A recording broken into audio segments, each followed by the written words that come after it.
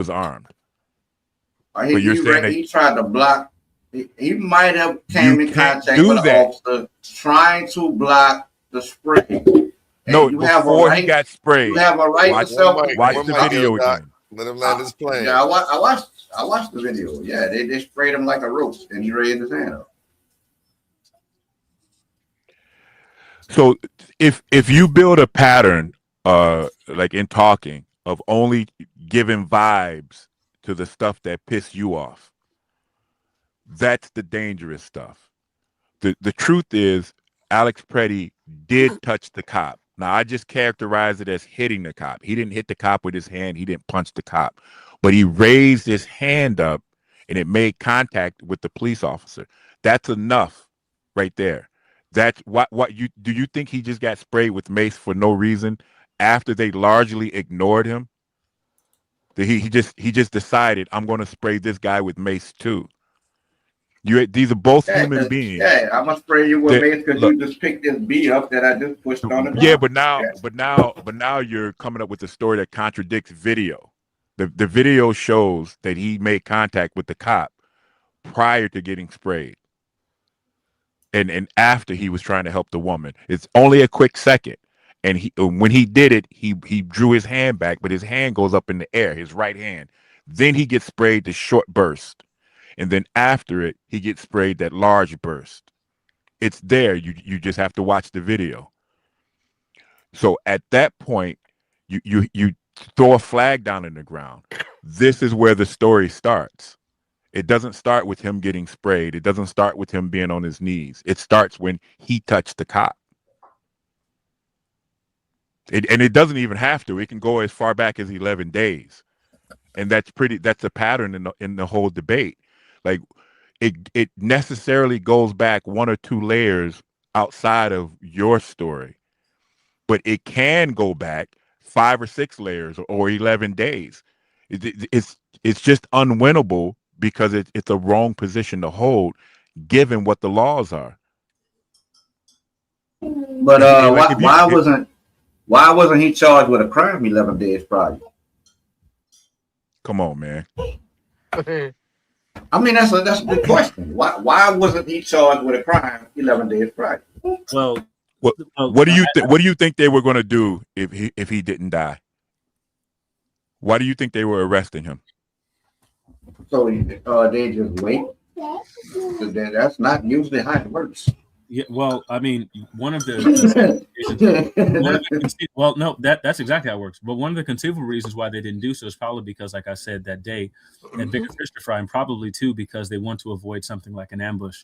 So if you have people who are charging you, right, that may be a distraction for a larger ambush, and they may want to just go get their target and get out of there safely. There's 75 conceivable reasons I can think of as to why he wasn't arrested that day, because if they take time to go arrest all those people, one, how do you have the available manpower to even go arrest the person who you came to arrest in the first place? But two, how are you also sure that it's not a honeypot? Now, honeypots, as you know, because you talk about people who are trained, these are federal agents who, according to you, are trained, right? Honeypots are used all the time. So you may have them go after one person, and then what that does is that puts all the officers in a vulnerable position, and they may end up being attacked. One thing that they seemingly would be very sensitive to is ambushes. They're being followed around. Okay, you've had ICE agents shot, attacked, swarmed, their cars attacked, and that kind of stuff. So typically, that happens, and so they may want to just say, "Let's get out of here. Let's get our subject and get out of here." But it doesn't mean that the person didn't commit a crime. Are you telling me if I go kick a FBI call that they gonna wait 11 days to lock my ass up? Well, we've seen cases where they've waited even longer than that. Like we saw in some of the George Floyd protests, where an entire police station was taken over and then eventually set on fire, and people weren't arrested that same day either. We saw as over 20 states burned. Yeah, because they had to do an investigation to track those. No, so I did investigation. Are you talking about a group? You're talking about a group. Investigation. No, did one person do that act that you're talking about? Was it a group? No, there wasn't just one person acting on the 11 days prior. There were multiple people who were acting. It was a concerted effort. There there was a concerted effort on behalf of many people, many Minnesota residents who were following. I mean, like there's so much footage of this. There's so it wasn't just Alex Pretty by himself. Let him land, nugget. In the vehicle. Again, so what you saw was the tail end of that, but making it seem like one, there was one person, and two, there was larger crowds around. We know that from the communication, there was many more people there who were present at the scene. And again, and the prospect that it was a honeypot, that it was some traps at villages where they could be ambushed or killed. Again, there's numerous reasons why that would be the case, but it doesn't even logically follow that because he wasn't charged with a crime, that he didn't commit a crime. That doesn't follow. Okay, what crimes did he commit? 11 days. Well, so the one he committed was violation 18 USC 111. Okay, so that was obstruction, and that was most definitely by force. Okay, he kicked at the officer. He spit at the officer. He kicked a federal vehicle. Okay, so you have state and federal laws violated there, not the least of which would be property damage, assault, battery. Right. Those things are real. Obstruction of justice, state and federal. That's multiple crimes being committed on video 11 days prior. Okay, now what instances we have crimes were committed and the suspect committing in the commission of committing these crimes wasn't apprehended?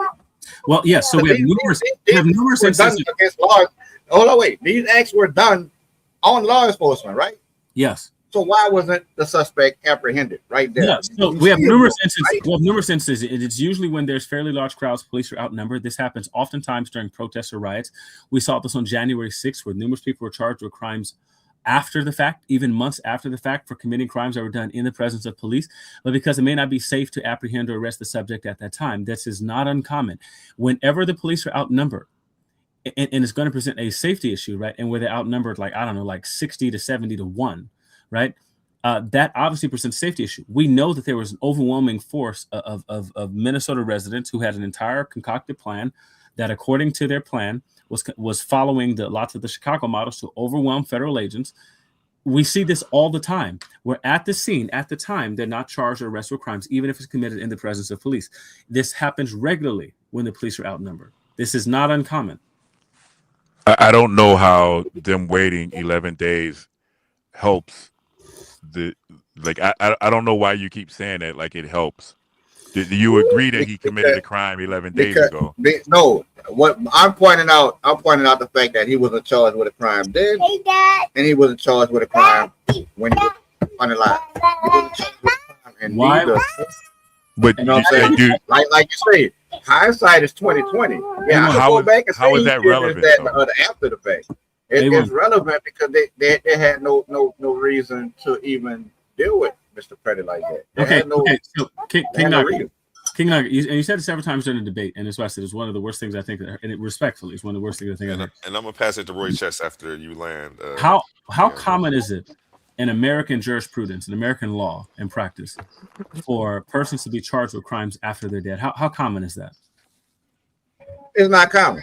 Okay, so when you're asking why he wasn't charged with a crime after he was unalive, how is that supposed to be persuasive to anyone? I asked you before or after, you know. Right, but why are you including after?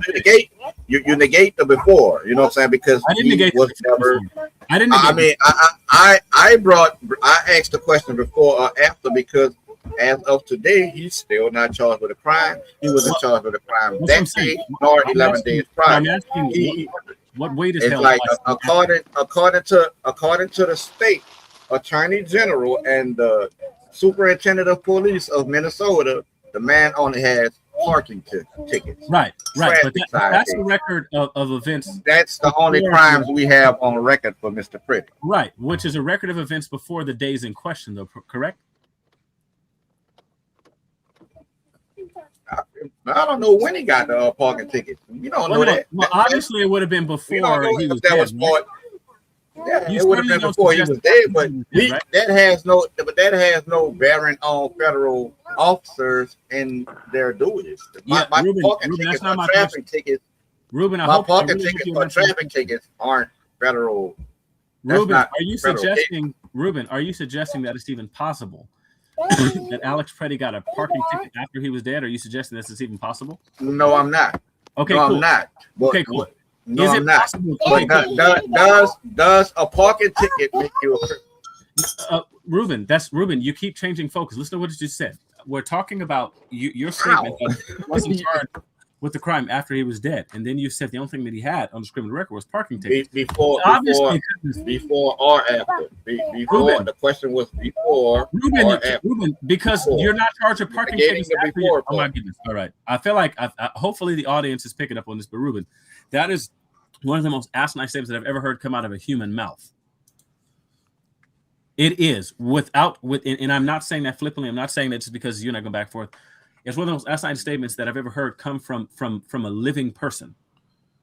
It doesn't make any sense. Obviously, the parking tickets would have come prior to his death because you don't get. Of course, they came prior to his death. You're making an argument. I'm not saying he got parking tickets after he was dead. I'm saying all he had on his criminal record was traffic citations and parking tickets. Right. And I'm asking you, I'm asking you, does traffic violations and parking citations make him a criminal? No, and I'm telling you that that's ridiculous because before any criminal was ever convicted of their first crime, they hadn't been convicted of a crime yet. So telling me that the person had never been convicted of a crime before has no weight on whether we're not talking about conviction. I didn't ask you about a conviction. I asked you about charges. Okay, so everyone that gets arrested, is there anyone gets arrested without being charged? Ruben, you keep interrupting and you're off topic. And again, this is what I'm saying. It's silly. I'm off topic when you say convictions and I'm saying charges. Because you said that how are you not the one that's off topic when you're bringing up convictions that would never even let him land his plane when he goes this time, Ruben. Go ahead. I was saying let DeAndre land his plane when he goes this time, Ruben. Yeah, so but again, because your statement was he wasn't charged with a crime after. And so what my point of that is that people aren't charged with crimes after they're dead because it makes no sense whatsoever to do so. They're dead. The dead pay no debts. So it carries zero weight. And you said it like 4 times in a debate that he wasn't charged with a crime after he was dead, as if it carries any weight whatsoever. He's dead. No one's charging him with a crime after he's dead. Nobody. So, but you kept repeating it. Okay. And so the point is that, so then when you say the only thing that was in his criminal record, well, criminal records are about convictions. So then you say you're not talking about convictions, you're talking about charges. but you didn't say whether or not he was ever charged with any crime in history. You talked about his criminal convictions, his criminal record. Criminal record is about convictions. So I'm saying, so you're muddying the waters up. You're throwing all these categories around that are wholly legally distinct. It doesn't matter if he would ever was convicted of a crime prior to the day. Every person who commits their first crime, right, hadn't committed a crime before, and every person convicted of their first crime hadn't been convicted of a crime before. That's not saying anything. What difference does it make that he wasn't charged with a crime after he was dead? Nobody is. Who the hell is? And again, y'all heard him. Any way you can mute Sadiq? I think we lost the brother. Yeah, we did. I thought I was tripping there, Doc. Good catch. But y'all heard him do it again. That was posed to him was he charged with a crime before BEFORE or after. He keeps negating that before for a real reason, people. You know what I'm saying? The man wasn't a criminal. You painted him as a criminal terrorist. He was neither. You know what I'm saying? He was neither. In order to be a criminal, you must have a criminal record. That's false. You must have conviction. That's false. How is that? What evidence do you have that someone is a criminal? The English dictionary. This is called semantic evidence. Okay, and so I pointed this out in the debate. To be a convicted criminal, means that not. It means not only did you commit I don't know how I got muted, but to be convicted. No, I didn't mute you. You want to mute out King Nugget? Yeah. I'm muted. Yeah, good. To be a convicted criminal means that you likely committed a crime, and then you went through an adjudication process, and were then found guilty in whatever system. In the American system, it's either by a jury of peers or by a bench trial, but that you had an adjudication of guilt. To be a criminal simply means it is a person who has committed a crime.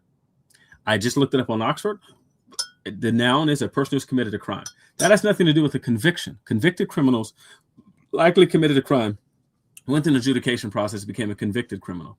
To be a criminal just means he committed a crime. To say that Alex Petty is not a criminal, that needs some justification because we can see on video several crimes being committed. Whether he's convicted or not is irrelevant. And that's what I'm saying. The idea that he's not a criminal because he wasn't convicted, that's false. That doesn't mean you're not a criminal. And I pointed this out. You can be a criminal who escaped prosecution, who evaded prosecution. You could have left the jurisdiction some kind of way. Statute of limitations may have passed. It doesn't mean you didn't commit a crime. A rapist, rape is a crime. I'm sorry. I don't mean to say that on this channel. Grape is a crime. And just because you grape someone and you weren't ever convicted doesn't mean that you are not a criminal. You're a criminal at the moment you commit a crime. That's my argument. You're convicted. Oh, okay, now here's a question. Here's a question. Give me an example of someone who escaped prosecution without even as much as being charged, Leandre. Those sorts of ones run the gamut. Anytime you look at the police closure rate for crimes and stuff that are committed, all sorts of people were never arrested for the crimes, right? They probably were never even suspects. You can say Jack the Ripper for a freaking example, to give a great historical example. The man was never charged with a crime ever. The man who actually was Jack the Ripper was never actually charged with a crime, and he yet committed numerous murders. Whoever Jack the Ripper was, whoever you suppose him to be, someone committed all of those murders. And he yet wasn't charged or convicted. That's just one amazing, glaring example that anyone can Google. There was no person ever charged with the serial murders in Europe. It was never charged with those serial murders. And it doesn't mean that the person who committed those acts is not a criminal. If you take Ruben's position, whoever Jack the Ripper was is not a criminal. Is not a criminal because even though he may have committed murder, which I don't know if he would even say committed murder because murder is a crime. If murder is a crime, right, then that would make the person a criminal ipso facto by that very fact, right? So we would have to suggest that the person is not a murderer. This is a ridiculous argument. He wasn't convicted, but that doesn't mean he's not a criminal. Convicted criminals are separate from criminal. And you have failed to make that very careful legal distinction. And real quick. You said Roy Chester's going to go too, so. Yeah, you know what Roy Chester is next. Before you go, Roy Chester, real quick, I got a question for Leandre, man. When are you pulling up to do this show right here? I ain't nothing like you. Yeah, man, we need to get this off the ground. Can we expect to see this from you in the next 2 weeks? Yes, sir. At least one episode just for the record books. Yes, sir. We'll make you admin. You will have the mute button, and people will have to adhere to your rules of decorum for the night. And I'll fall back and sit in the stands like the fan I am. So be looking for this. Everybody Prove Me Wrong by Leandre, Slim Reaper McBride, the Christian edition. Roy Chess, it's on you. You got the floor. Hey, peace, everyone. Am I clear or am I bad? I'm breaking up or? Crystal. Hey, you're good. You're good. Okay, cool. I just wanted to comment on the shooting itself. I don't have 100% facts, but what caught my ear in the news and in this particular debate, because I'm not studied up on it too much, but I do know the rules of law enforcement. To me, what stood out was the position the Pretty was in when he was shot. It looked to me in the video that he was shot while he was face down on the ground. I'm not sure that's 100% the case. And if that's the case, also, I commented in the chat about possession. I don't mean possession as in it being on his body particularly, because of course that one, and possession in his hand where he can be able to use deadly force. So him having a gun on his back that said, because he's face down and there's like 5 guys on him, how is he going to use his hand to use that gun is pinned down? So unless there is some evidence or something that I don't know about, how can he get shot if he doesn't have access to the weapon? If he's face down on the ground and he has the gun legally, but he has access to it and he's still getting shot. I thought that was what King Naga was going to do with it. So if someone can answer that for me, I would appreciate it. I know Leandre has the answer to it, but do you mind if I try? Oh, absolutely. What do you think? Okay. I think that you're asking the wrong question. The right question is, what did the officer who shot him experience in that moment? Everyone keeps asking as though Alex Preddy had to point a gun at an officer, warn the officer, send him an email, I'm about to shoot you, take a shot and miss before he can get shot. And that's just not what the rules say. And I'm saying this in layperson because I am a layperson. The real question that you have to ask is from the perspective of the officer who shot him, because that's who you're targeting. You're not trying to clear Alex Preddy's name. You're trying to target the officer. So you need to understand his position. And that was established, at least in the debate, in the very first round. In the real world, it's the same thing. And that's why I said Leandre was right and he won the debate. From my understanding, I've shot firearms in that position. It's a really bad position. I've shot firearms from my back. I've shot firearms with frozen hands. We do all that stuff. It's very easy to shoot a firearm that way. And if I've had that sort of training, what makes me think that a reasonable officer wouldn't also have that kind of training? And there's no reason to believe that the officer who saw the gun in his back saw the empty holster. It's just the reason isn't there. Like, I can't articulate the reason. So I just want people to start asking. Hold on, I just want you to start asking the right question so that you can get a good answer. No, I'm not sure if the holster was empty or not. So if you're telling me that's additional information, I wasn't. Yeah, the holster was empty. It was taken from one officer, and if you watch the video, the officer who shot first cleared his line of fire. He cleared the arm of the officer who seized the weapon. That's important. Okay, so I need to know the order of events. So was it cleared and then he was shot, or was he shot first and cleared?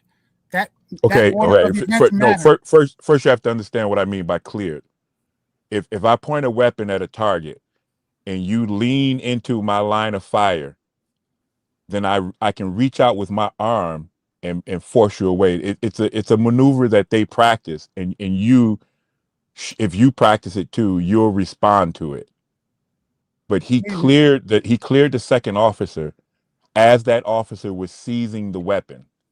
That officer walked away, and according to Leandre and King Naga, he accidentally discharged the weapon. The officer who cleared him was the first officer to fire his firearm intentionally, and he was the one who saw the weapon first. All right, but I need the order specifically. So he's on the ground face down, correct? Well, he's on the ground face down. Face down is a characterization that doesn't make sense. He was in a fetal position. He was on his knees, and his head was lower than his hips. No, what I saw, he was face down, chest down to the ground. I didn't see him in a fetal position. When I saw prior to being shot. Yes, if I remember correctly, yes. He was on his knees. He was on his hands and knees. He was on his knees when he was. He was on his hands and knees when he was disarmed. No, when he was shot, was he on his hands and his knees? More or less, you're asking me to capture like a frame of movement.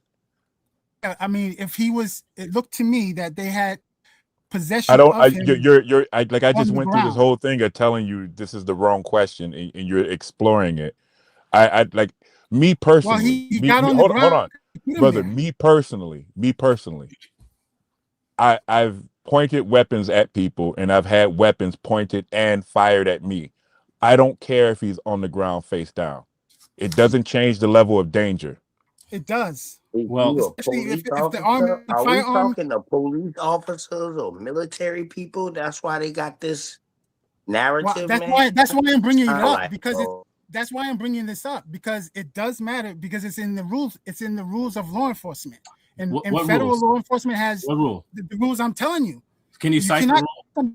Can I cite the rule specifically? Yes. Not at this moment, no. Okay, when can you cite the rule?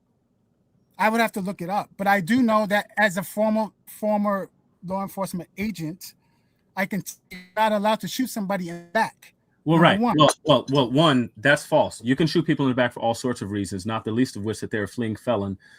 So that's legally false. You can shoot someone in the back if you believe that they pose a reasonable threat to yourself or to others. And just because their back is to you does not mean that that's not the case. Saying that right there again, that is patently false. It's legally false. Police shoot fleeing felons. Listen, police shoot. There's anyone can Google right now the fleeing felon rule. If you believe that the felon, right, poses a threat to yourself or others in the process of their fleeing, you can actually shoot the person. They could be running towards. How can they pose a threat if they're fleeing? Well, you didn't say fleeing, right? And two, they could be fleeing. They could be running towards something that's a danger to you. They might be running over. If the person is face down. Now you're changing it. What you just said military rules, just said a second ago. Those domestic rules. These are domestic rules. These are domestic rules as well. You sound military, bro. You sound military to me. No, there's nothing to do with military. Roy Chess, you gotta let him land his plane, though. Roy Chess, let him land his plane, though. And then you can respond in full after he gets to respond in full to what you said. Join the resistance, fellas. Shout out Team Naga, man. Where the Bobs at, man? I gotta need some lightning songs for y'all. We all pull up, man. On the way for King Naga. Okay, so anyway, but this is part of the stuff that was covered in Tennessee v. Garner. You can shoot someone in the back, even if they're a fleeing felon, if they pose a danger. So to say that as a former law enforcement officer, you can't shoot someone in the back, that's false. Then to turn and say, oh, well, he was corrupt, that's different. You just said you said emphatically that legally you cannot shoot someone in the back, and that's false. That's 100% false. You shoot someone in the back for a host of different reasons. Reasons. Okay, I can concede to that. I wasn't specific enough. I was talking about the context that I was mentioning. Okay, I can concede to that because I was being general. So if in the case of this particular context, where this person is laying down, face down on the ground, and his holster is toward his back, did he or did he not have a gun in his hand? That's what I'm trying to get to. Now, if he did not have the gun in his hand, his possession in his hand, where he can use that as deadly force, why was he shot? Well, so part of what was listed, did you watch the debate? Because this was all in. Did you watch the debate? Yeah. Okay, so if you watch the debate, then you know that what was covered is again in one. And just because you're saying he has one MP also does not preclude the fact there's another weapon. Two, that only covers whether you think that this person even had if you have access to it. Oh my goodness. Oh my goodness. That's the question. Come on, Roy Chess. No, I tell you what. This is usually why I start ridiculing people. I tell you what, he got it. I ain't got nothing else to say. He got it. Hey, Roy, let me having a ask million you. guns wouldn't make a difference if he doesn't have access. So Roy, I don't care how many guns he has. Roy, did he have access to? So go ahead. Officer A, the one that we're talking about, was standing at the butt end of Alex, who was on his knees. His coattail came up and revealed the gun. Officer B, the one who sees the gun, reaches in. Officer A clears him. Now the gun is gone. Then Officer A hears a shot. What do you think Officer A is thinking? You just killed yourself when you say the gun was gone. Yeah, hold on. No, yes. I hold on. That's you using our knowledge. That's you using our knowledge. So how is hold on? Stop, Roy. How is Officer A supposed to know who has the gun? Well, first of all, before he responds, he's supposed to figure that out. Now he should know it shouldn't be coming from Mr. Pretty, right? He just cleared him, right? That's what you said. No, he didn't clear Pretty. When I say he cleared, stop. When I said he cleared Officer B, you keep cutting in after when somebody starts to respond. When I say he cleared Officer B, I'm not talking about he literally cleared Officer B. He cleared his line of sight, so that he's no longer pointing his. So he's clearing his line of fire. So he got somebody. Yeah, I'm sorry. What did I say? Line of sight. He's clearing his line of fight. His line of fire. So if I'm pointing a weapon at a target and you break that line of fire and I reach out and move you out of the way, I've cleared my line of fire. Me saying that he cleared Officer B is just a manner of speaking. Okay. Okay. So he saw the weapon. That's why he drew his weapon. Then his vision was obstructed by Officer B. He moves Officer B out of the way. Now the firearm is gone. Now, I'm not suggesting that he knew everything. I'm asking you, what is he supposed to think at that point? At that point, he has to establish whether the person, that perpetrator, has the weapon or not. Okay, now hold on. Now hold on. Then Wait. that Let's let Roy Chess respond in full, because if he doesn't know, his way through 5 people. Let's let him actually just get it out. So from the information you just gave me, right? He's in the line of sight. He sees the weapon on Mr. Pretty. Something obstructs his view. Then the weapon is gone from the holster that he previously saw. Now you ask me, what is he supposed to think? He's supposed to figure out who has that weapon, and very quickly. He's not supposed to just start shooting. That's definitely not the answer that you're supposed to give, right? Especially when no other shots have been fired. As this firing officer is the first person to shoot, and this could lead to an investigation of an improper shooting. That's why this is important. So your answer is he should hold on. Your answer is he should wait until he hears a gunshot. Yeah, he can't at first without that, because without that, what are you going to go on? And if he's armed, do you understand that a gunshot was established in the debate? That there is that gunshot you're talking about. And where did the gunshot come from? That's issue. Irrelevant. That's irrelevant. A gunshot was agreed by both debaters. Yeah, but where the gunshot comes from matters. Hold on. You already said he had to wait, for instance, to hear a gunshot. Then he can go lethal. You just said that. And I just told you that the gunshot was established in the debate. Right. By who? By who? Both the debaters. King Naga and we both agreed on the gunshot being fired. It's like the debaters. I don't think who made the shot. Where did the shot come from? Did it reacting to a gunshot? Don't get me wrong. I get reacting to the gunshot. My problem with the officer who initiated the shooting is after you let off the first initial 3 or 4 shots, you then took a 5 to 6 second pause as you walked to the street and then mag dumped on him. Yeah, after you had already shot him. Yeah, that's the point. You're still past the point. Who okay, shot so now you guys are moving the goalpost. No, I didn't move it. Hold on. The two of you are working in tandem to move the goalpost. Maybe it's not intentional. Either the first shot is the issue, or the mag dump is the issue. The first shot. The first shot is the issue, and you think like that. Hold on, Roy Chess. You think your position is the officer who's the only one to notice that the gun is gone should do nothing lethal at that point. Yes, if he doesn't see the gun in the Pretty's hand, he can do nothing, especially right. fire. Right, and you think that's a legal argument? Yes, absolutely. Now I'm not saying. Hold on, Leandre established. Leandre established in the debate that it's not, and I can confirm. I don't think he never answered that. 100% he established it. No, now here's the second thing. You're not making a legal claim. This is an opinion that you have that he should wait, because that's not what the rules are. Yes, that's not. Yes, it is. It doesn't matter what they're trained to do. We're not talking about if he broke training.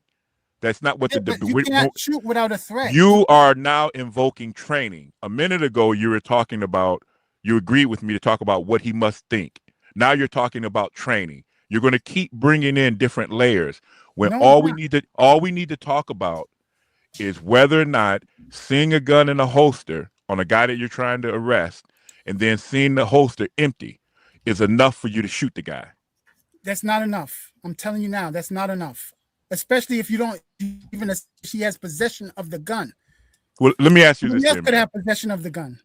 let me ask you this: you're at your crib and you got trespassers there that you're trying to put out. I come there armed, and I protest you putting trespassers out of your house, and then I start fighting you. You notice that I'm armed, and then you notice that the gun is missing. What do you do? Do I just shoot? No. I'm telling you, as a person who's been why won't you shoot me? Because I don't have a reason to. I don't know if you have if I can establish you have the gun, I'm shooting you. But if the gun is gone and I don't see the gun with you, then I don't know. You're gonna risk me shooting you. What do you mean? You don't. If I can't see that you have the gun and that you're a threat to me, why would I shoot you first? Okay, I'm fighting you. So whether I'm a threat to you is irrelevant. I'm definitely a threat to you. I'm in your house. I have a gun on me. That's in a holster, and then the gun is not in my holster anymore. And if I can't establish that you have it in your hands, I don't need to shoot you necessarily. Right, and you think that you're going to survive that encounter? Yes, it's possible. Right, I think you're trying to get the castle doctrine. Roy, that's insane. It's not. I think you're trying to get the castle doctrine that you're allowed to shoot the person. Hold on. That's perfect. What is the castle doctrine? Is that a law? Yeah, that's Louisiana. Like if somebody in my house, right, that's a law, right? If somebody that's a castle law. Hold on, in many states. Roy Chess, that's a. Now you're referring to a law that governs. So you're going to refer to a my law. House, that's your ass. Hold on. You're going to refer to a law. I'm not referring to the law. I just brought it up. I think where you're going. Yeah, hold on, Ray Chess, real quick, Ill Doctrine. We have what's up, honey? A champion in multiple leagues today here, blessing the platform. Everybody give Honey Clark a round of applause. Hey, everybody. She just took a victory over Lucky tonight in another league. How you feeling today? Yeah, congratulations. Thank you. I feel good. Congrats, sis. That was a good debate. You did a good thing. Thank you. Thanks for all your words of wisdom. I see you. Congratulations too to you, Leandra. Congrats, honey. Thank you. That OTJ. The voice. All right, so I came up here to join this argument about shooting people. Go ahead. All right, back to you, gentlemen.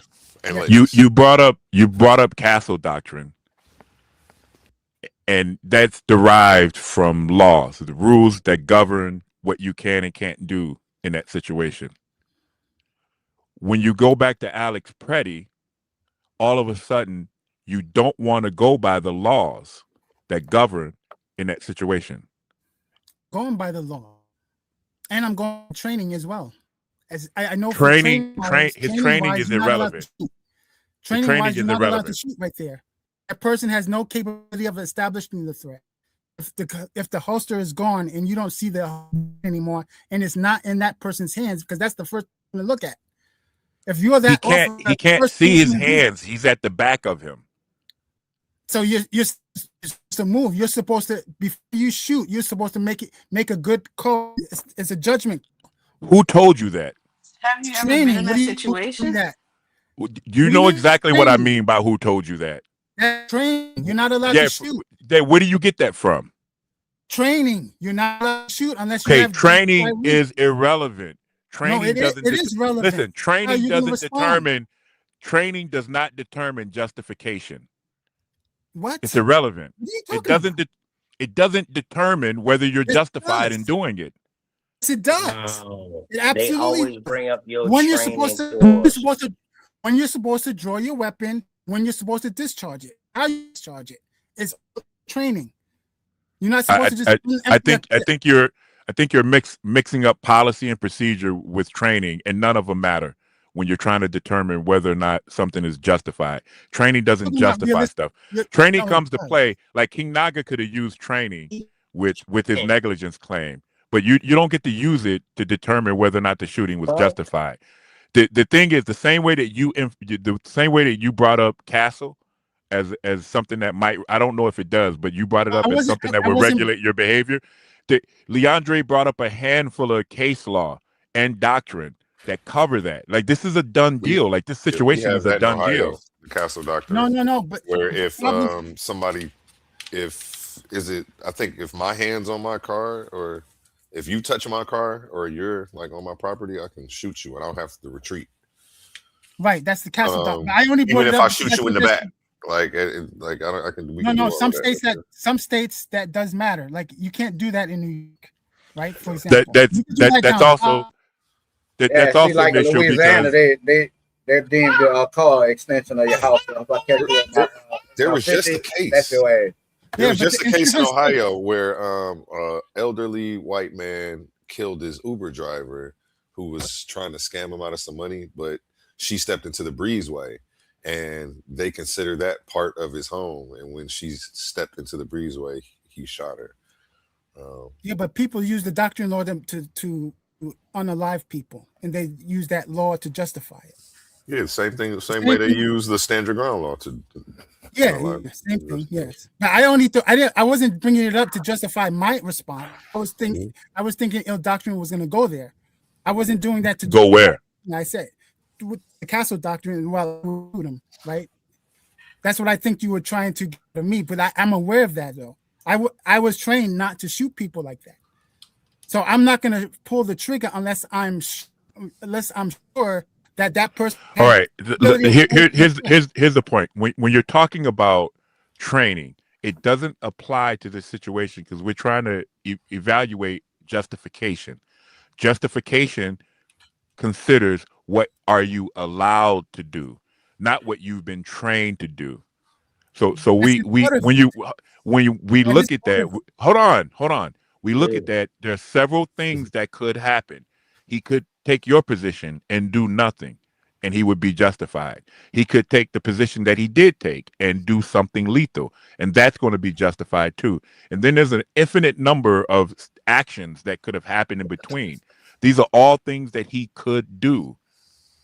What you're trying to say is, well, he wasn't trained to do this, and that it's absolutely irrelevant.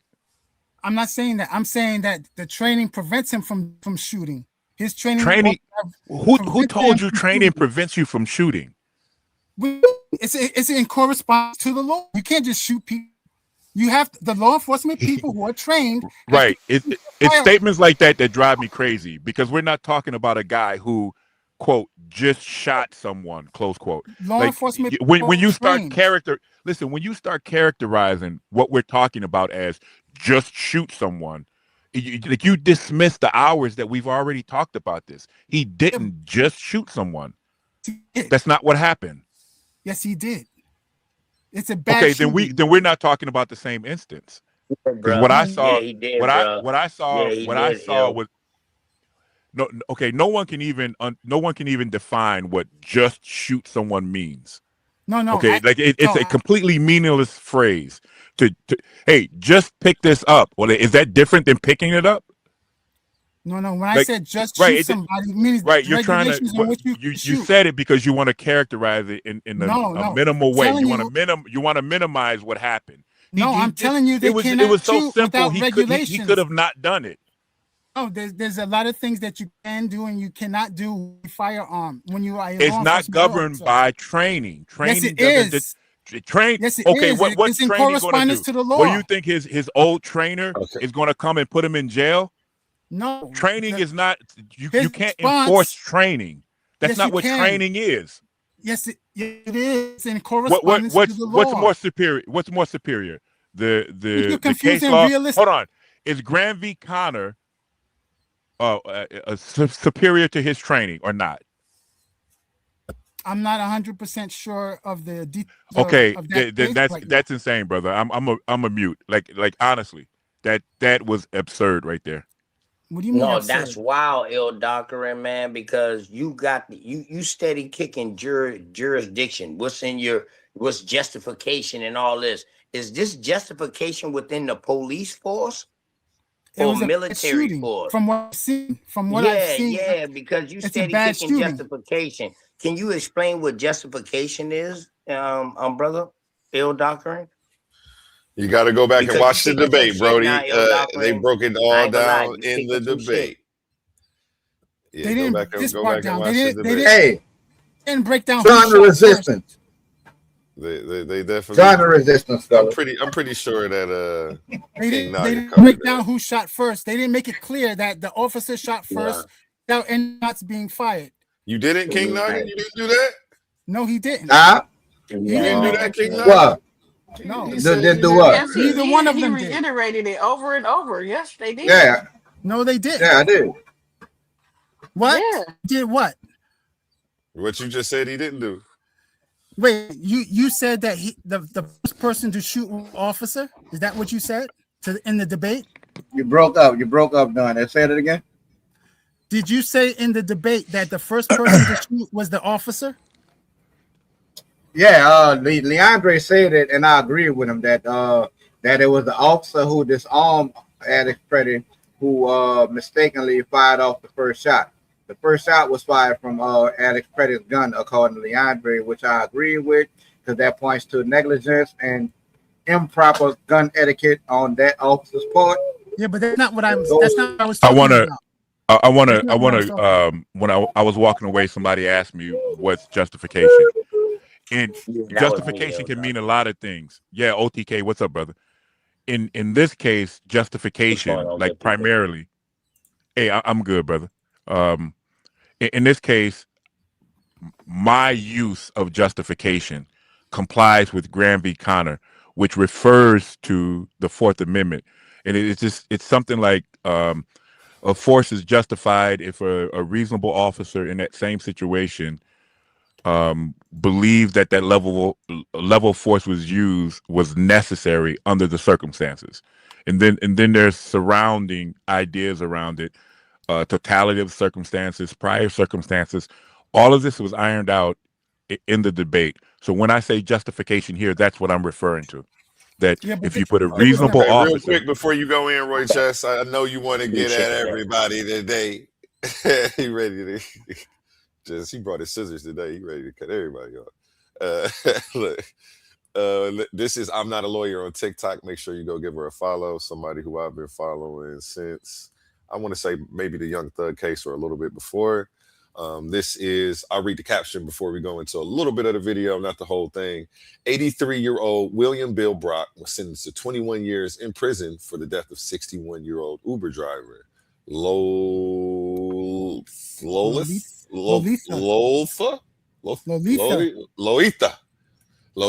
That's what it is. I got you. Lolita Hall. Brock shot Hall 6 times in March of 2024 after he had been scammers threatened to kill him if he didn't give Hall $12,000 cash. Brock assumed she was in on the scam.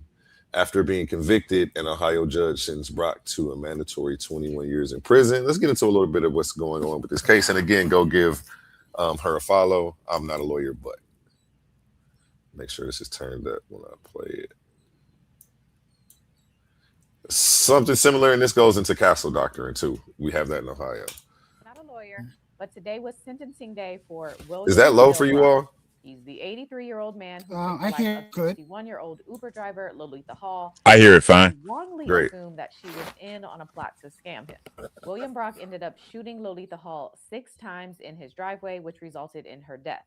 And after a 3-day trial, an Ohio jury convicted him of murder, felonious assault, and kidnapping. Now, after the trial, William Brock's attorneys filed a motion asking the judge to acquit Brock on all charges or give him a new trial because, according to Ohio law and what's called the castle doctrine, porches that are covered or attached to houses are considered a part of someone. Okay, and I'm looking at the date on this video. It actually says 2-2. He actually got a new trial. So, oh no, 2-2. That's actually quite recent. It's, I don't know if this is before or after his new trial. Maybe she'll go into it. House, and since Lolita is said to have come onto Brock's porch, they were arguing that any force he used against her is assumed to have been in self-defense, and it therefore becomes the state's burden to prove that it wasn't self-defense. And since that didn't happen, and the jurors were not instructed on the castle doctrine or what the legal definition of a residence is, William Brock's attorneys were arguing to the judge that he deserves a full acquittal or a new trial. But to this, the judge said no. According to the judge, since Brock used, quote, deadly force, not while Lolita was inside the residence or even in the process of entering it, he used that deadly force when she was unmistakably outside of the residence, retreating from it, and no longer posing a risk of death or great bodily harm to him.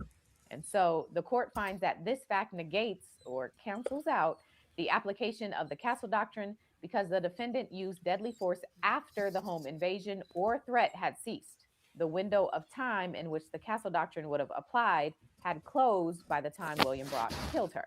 The judge went on to say, quote, the court finds that its failure to provide a complete Castle Doctrine instruction was harmless to the defendant because upon reconsideration. Okay, well, I don't want to go too much into these videos like we used to do, but you see what the Castle Doctrine is now. We do have it in So in Ohio. other If words, anybody A1, let me didn't let know. me get this right?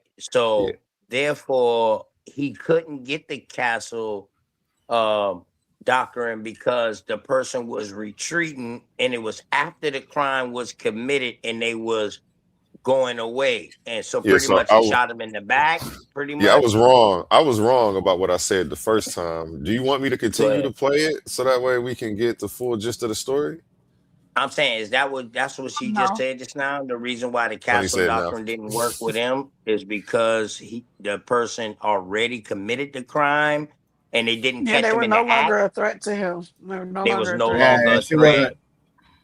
And Correct. she wasn't in the house, so the Castle Doctrine don't apply. Sorry, hold on, let me pause So this. in this case right here, once the officers say, I got the gun up off him and all that, which He never did communication that. is the He never did that. The officer never did that. Yeah, The officer and you're never that's said hallucinating gun. crazy, that. but communication is the most important thing with police officers, especially federal agents. But he didn't do it. Yes. All Again, that right goes then. back to So Right. training. that's I why I mean, say. That's why I say the Like negligence we're goes up we're the chain really of command. we're really arguing hindsight, 2020 hindsight. And whether or not these officers get in trouble is not determined by 2020 hindsight. They explicitly say we're not going to use 2020 hindsight. We are going to use what a reasonable officer would have done under those same circumstances. And again, it's more detailed than that. That's what they're going to do to try and justify it. Now, under those rules, the outcome is justified. I'm not sure what about that part everyone keeps missing. Their emotions are in the way. yeah. Could I'm you tell me speaking to the resistance. what's I'm speaking. justifiable in that when a I'm speaking person is to. face Go ahead. down and the gun got taken off of him, and then that police officer who took the gun off of him fired the gun? Where's it justifiable? Remember now, you said somebody moved the person who shot moved somebody out of their lines, their gunfire range. So now, if You're, they move you're somebody out of their gunfire range, they got a clear sight of everything, correct? Or they only no, got a He, clear he, That incorrect. was sight. the he, most moved, high. Okay, where was he it Incorrect. cleared the standing at? officer who Where was actually that person? disarmed. Hold on. Where was that He person cleared the standing at officer. who shot? Ill doctoring. Where was Uh, that person standing at? You said in the rear. Which person are you talking about? The person who shot who shot him. The first officer who shot was at his Yeah. butt area. Okay. Now, if you're at the butt area and the gun is on the back, the holster is on the back, that means you can see pretty much everything from the neck on down, correct? No, incorrect.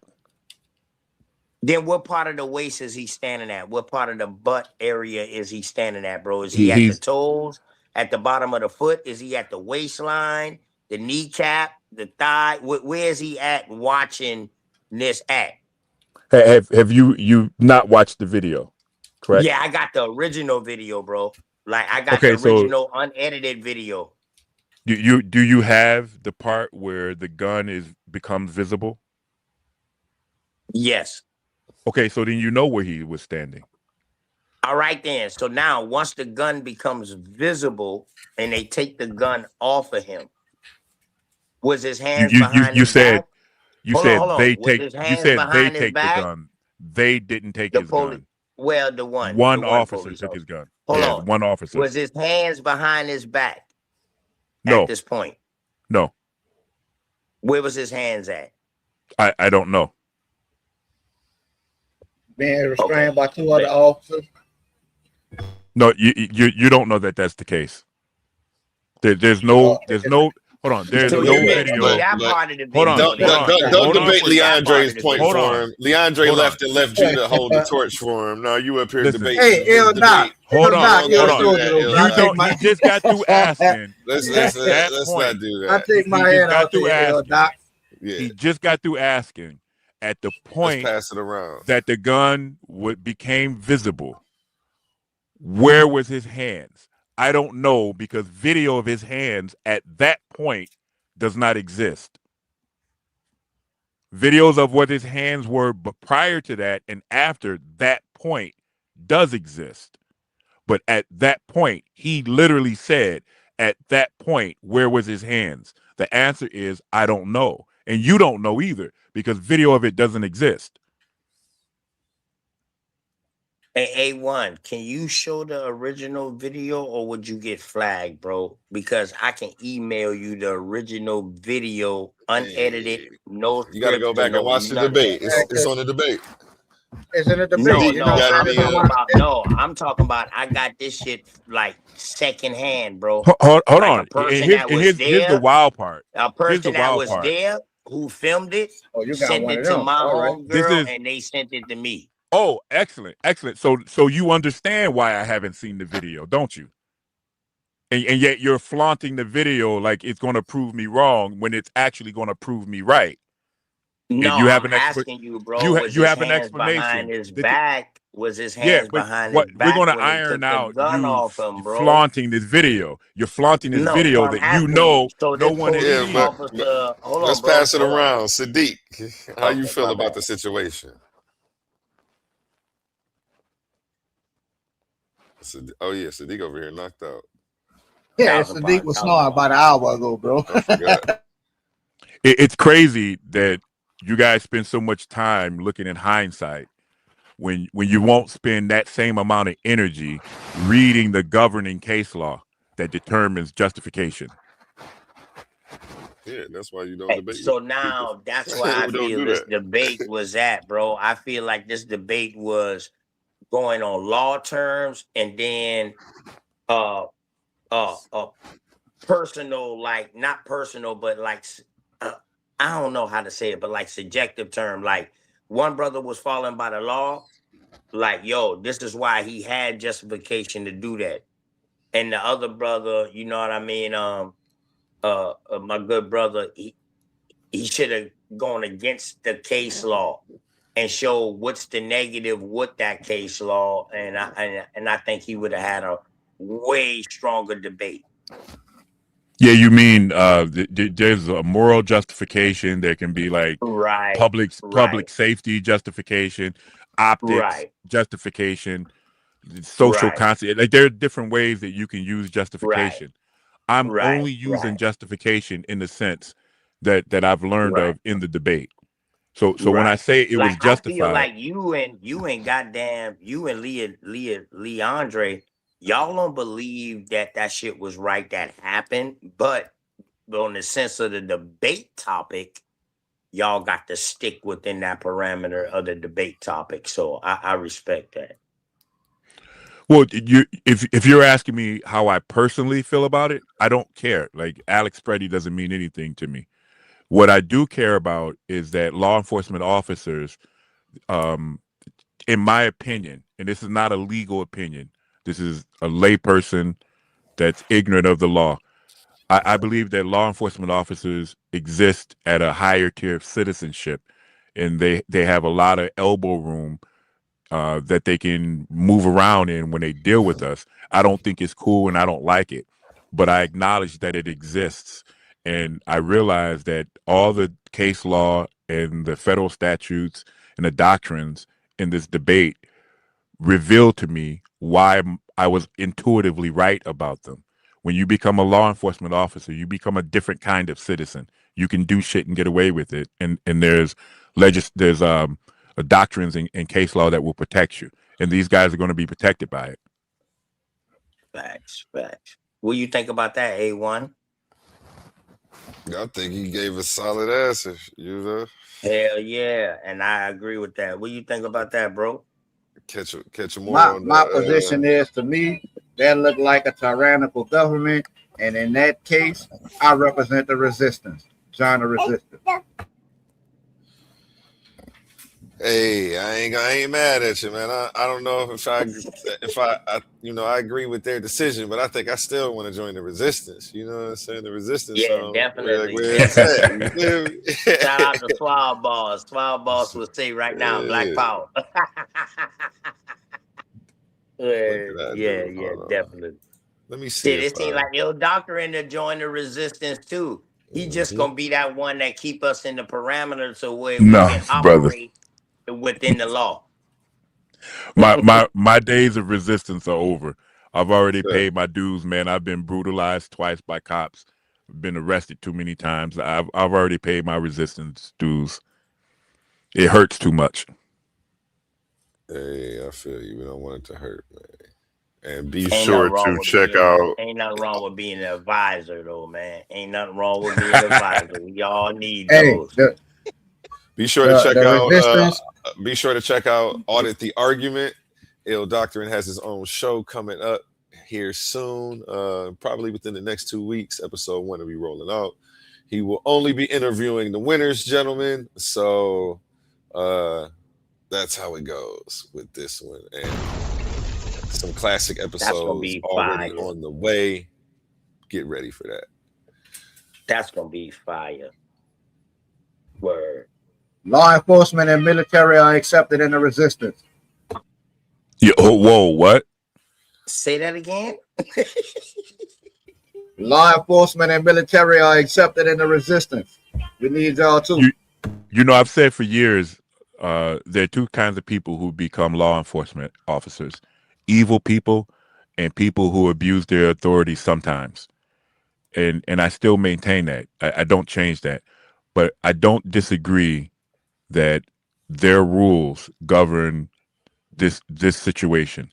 And according to their rules, not what we know about the video, according to their rules, what they did is justified, or at least justifiable. It's not past tense justified, but it is justifiable according to Big their fact. rules. Big facts. And And the state and can't even that's prosecute all them I'm because arguing. they federal, Right. so the state can't even prosecute them if they want to. So if they was breaking the state law, it don't matter because they federal. Yeah, one of the situations that comes to mind when I was listening to this debate, a lot of people think on a traffic stop, you don't have to get out of the car if you're asked to get out of the car or commanded to get out of the car. And I looked it up, probably in about a dozen states. Every state I looked up, you have to get out. Like so the state requires that you get out. And if you don't, it unlocks different things that the officers can do now as far as escalating force.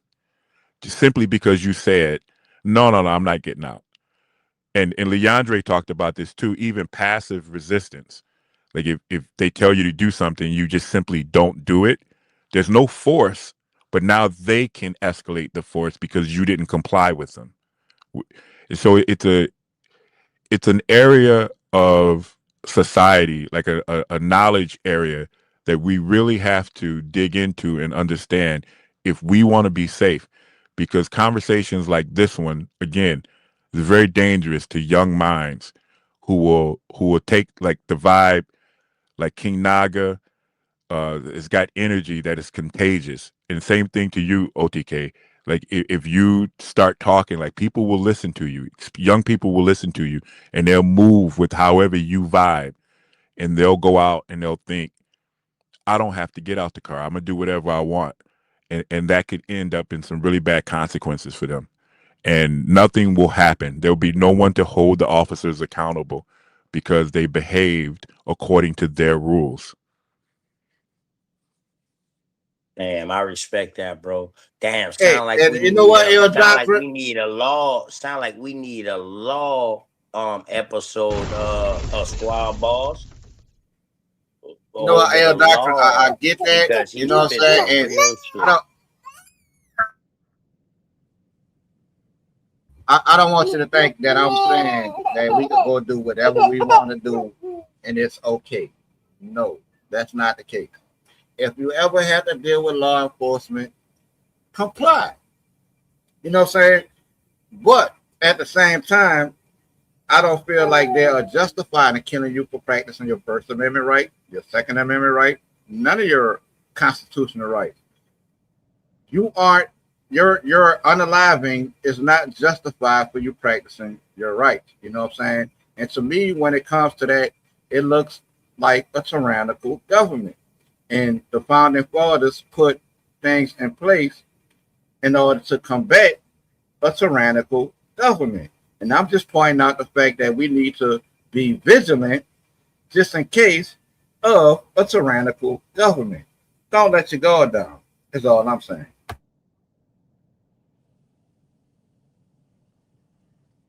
Shout I out don't. to the baby future in the background, man. Shout out to the seed in the background. They like, give me the mic, dog. Already. Yeah, for real. I Single, I don't know single about dash. anybody else, but I think baby noises are like music. Yeah, that's the future, bro.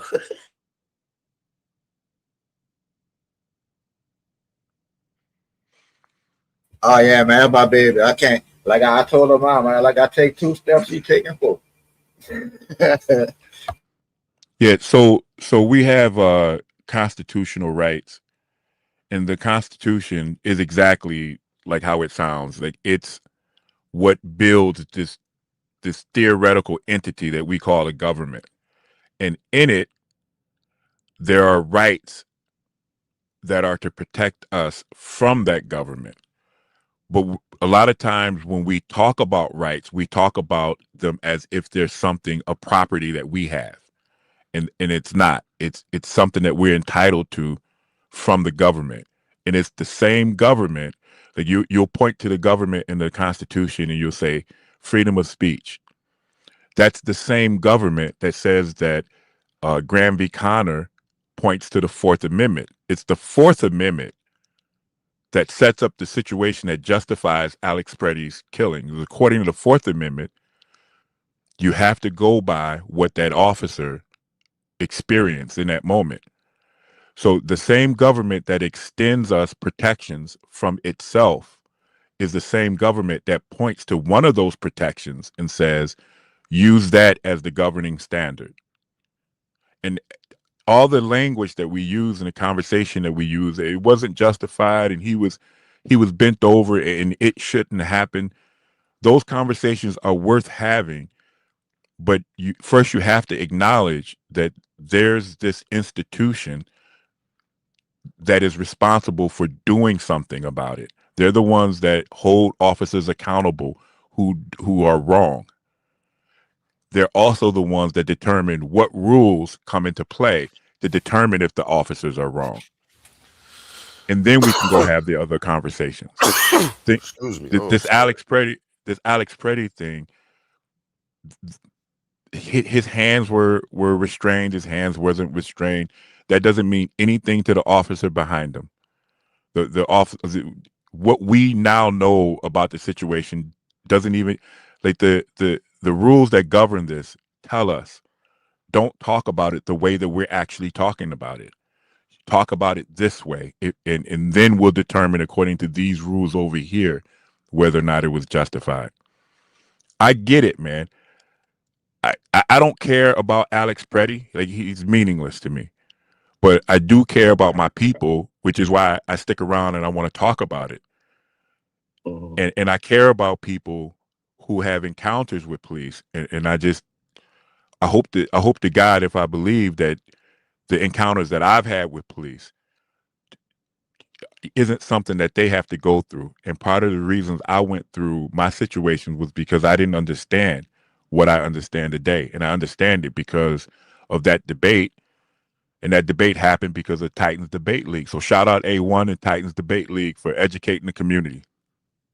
Big facts. Big facts. Get yourself a bomb, A1, for the debate league. For real. And another bomb for the debaters, man. This ain't easy, man. It ain't easy to get up here and debate, dog, in front of people. It's not easy, man. It takes work. It takes research to go do these things. Now, debating ain't easy. I'm Tighten just up. letting y'all know this. Yeah, I'm not man. Hey, Like so, for real. It's yo, like Doctrine, shout out.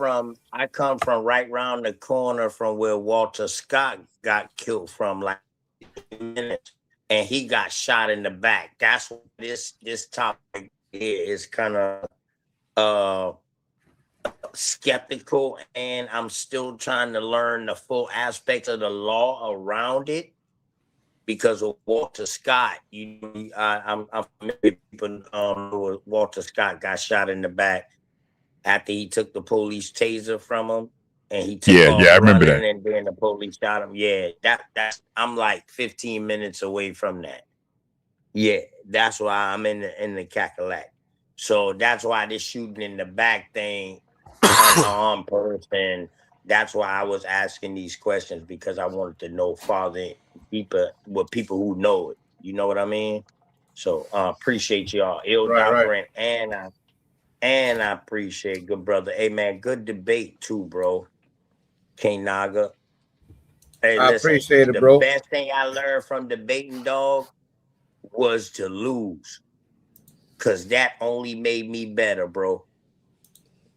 Hey, Man, hey, you gotta think about it, man. I just debated somebody with 2 master's degrees, one of which is in law. Think about that. yeah, and look at the scorecard. You know, Look at the was only down scorecard, by right? 1. So, Right, bro. Right. So that's all I'm telling you. we get. Hey, listen. Hey, listen. Man, dog. Man, dog. That's all I'm telling you, bro. You good. Hey, I'm what gonna happened tell to Roy you, Chess? I appreciate it, bro. Leandre one of the ones though. He one of the ones. He's surgical. He is surgical now. Yeah, I'm already knowing. You know what I'm saying? I'm already knowing. Hey, look. He's surgical. Hey, I told him, I like, bro, cause I heard it through the grapevine that they were saying that he was scared to debate. You know what I'm saying? And I knew it's not that he scared to debate. He's not trying to debate just anybody. You know what I'm saying? And I knew I could get him out there. I know I could get him out there in the ring. You know what I'm saying? Regardless of the outcome, I do it for the people, for the viewers. You know what I'm saying? For the community. Regardless of the outcome. Right.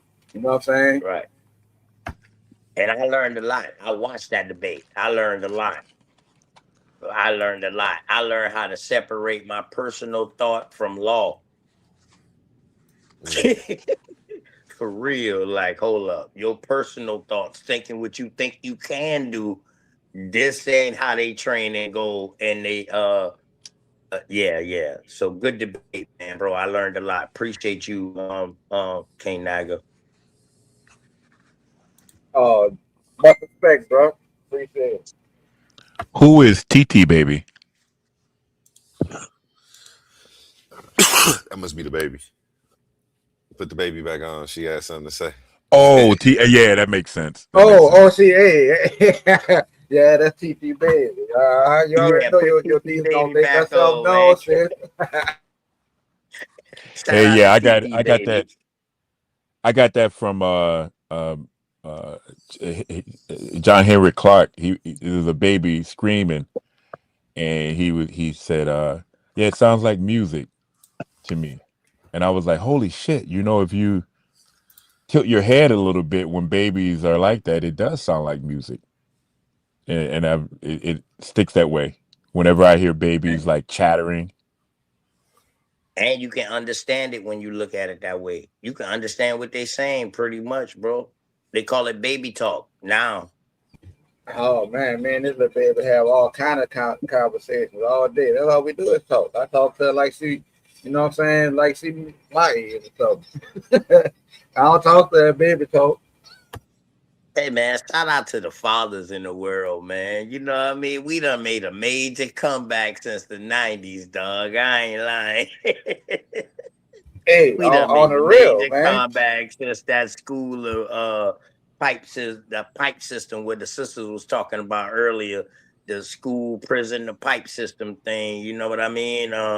We came a long way from that, man. And shout out to y'all fathers out here, man. For real.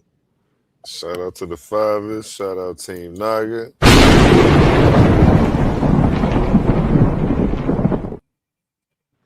Salute Nah, Team Titan. Yeah. Give yeah, that thought salute. some lightning in there. You feel me? Some electromagnetism. On the Nah, super. Roy Chess, we done made friends, man. Come on in a circle and hug up.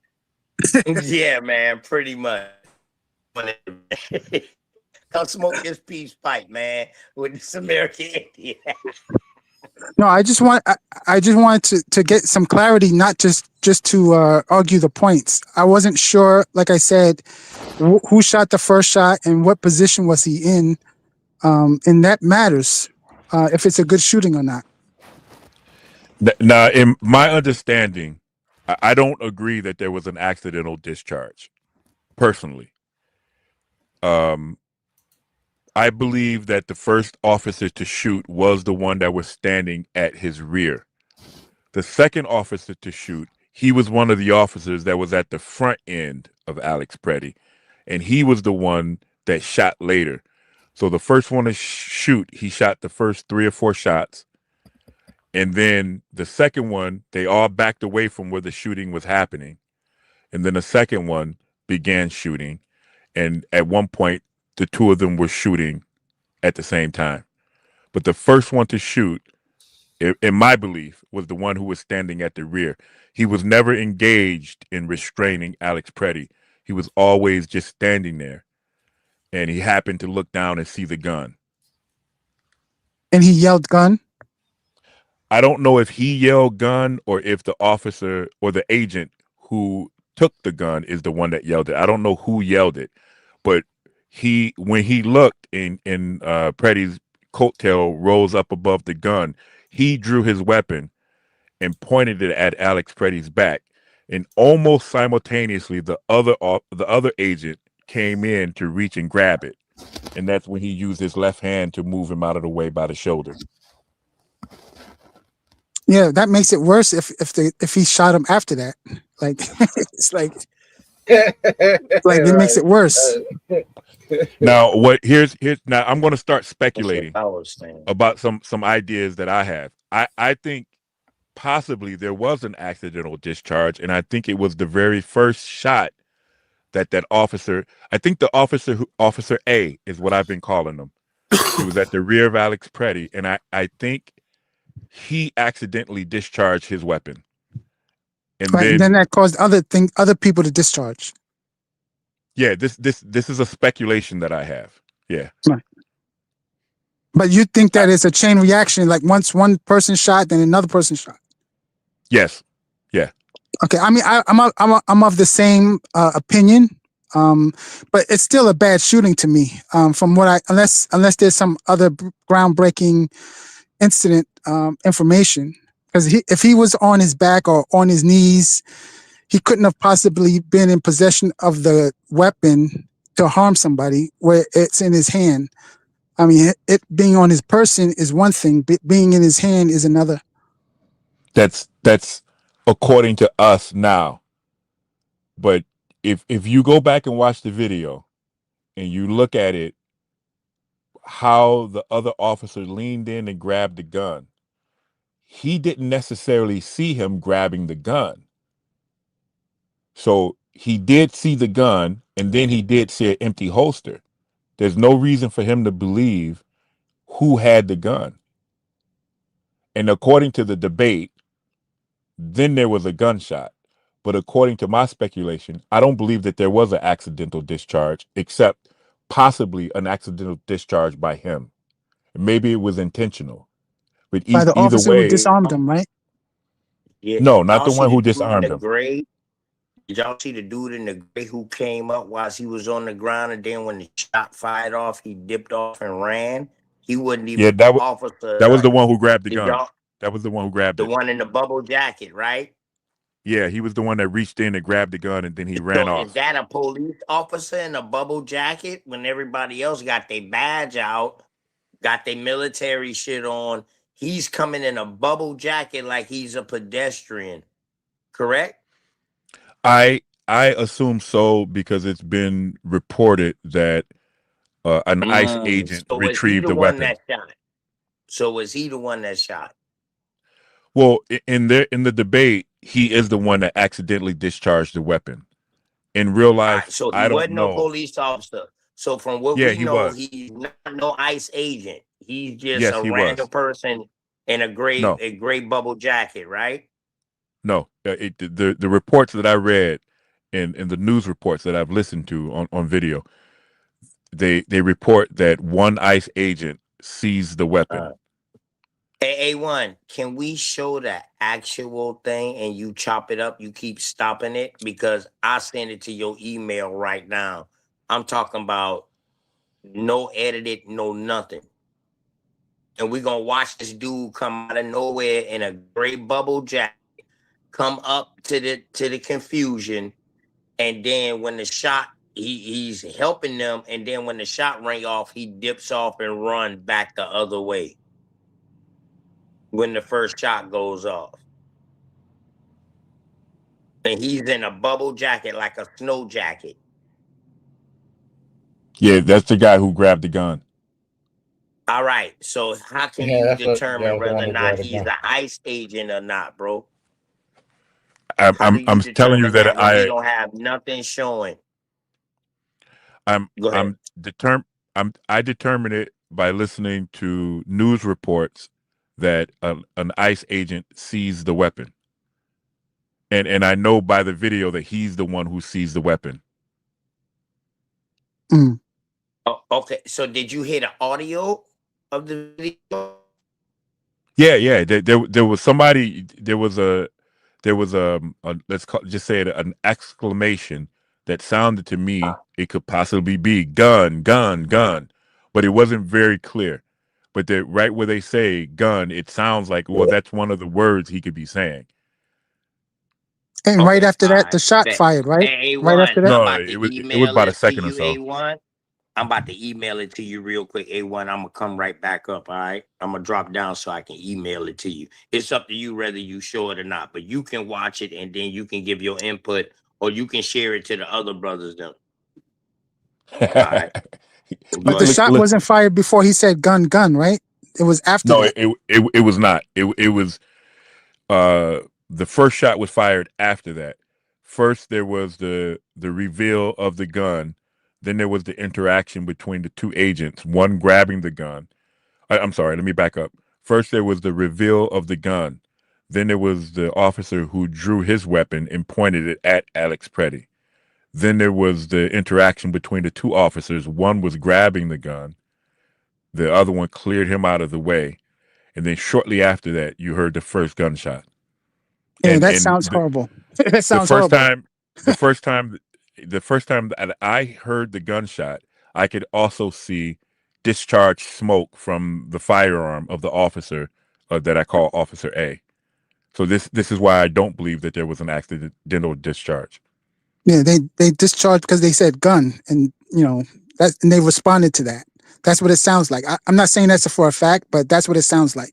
Gun, gun. So let me shoot. Let me bust a cap in here. The So out the of the, fear, they the shot. problem is they can. Well, they can, yeah, but they're not supposed to. So there should be a departmental investigation for that, Because this is America. There's right? a lot of Well, people there walking around with is guns. there is. So there's the legal case and then the departmental case. I So don't they know may if get there's a away, legal case. When you say legal case, what do you mean? like if they're going to be brought up on charges. The officers, that is.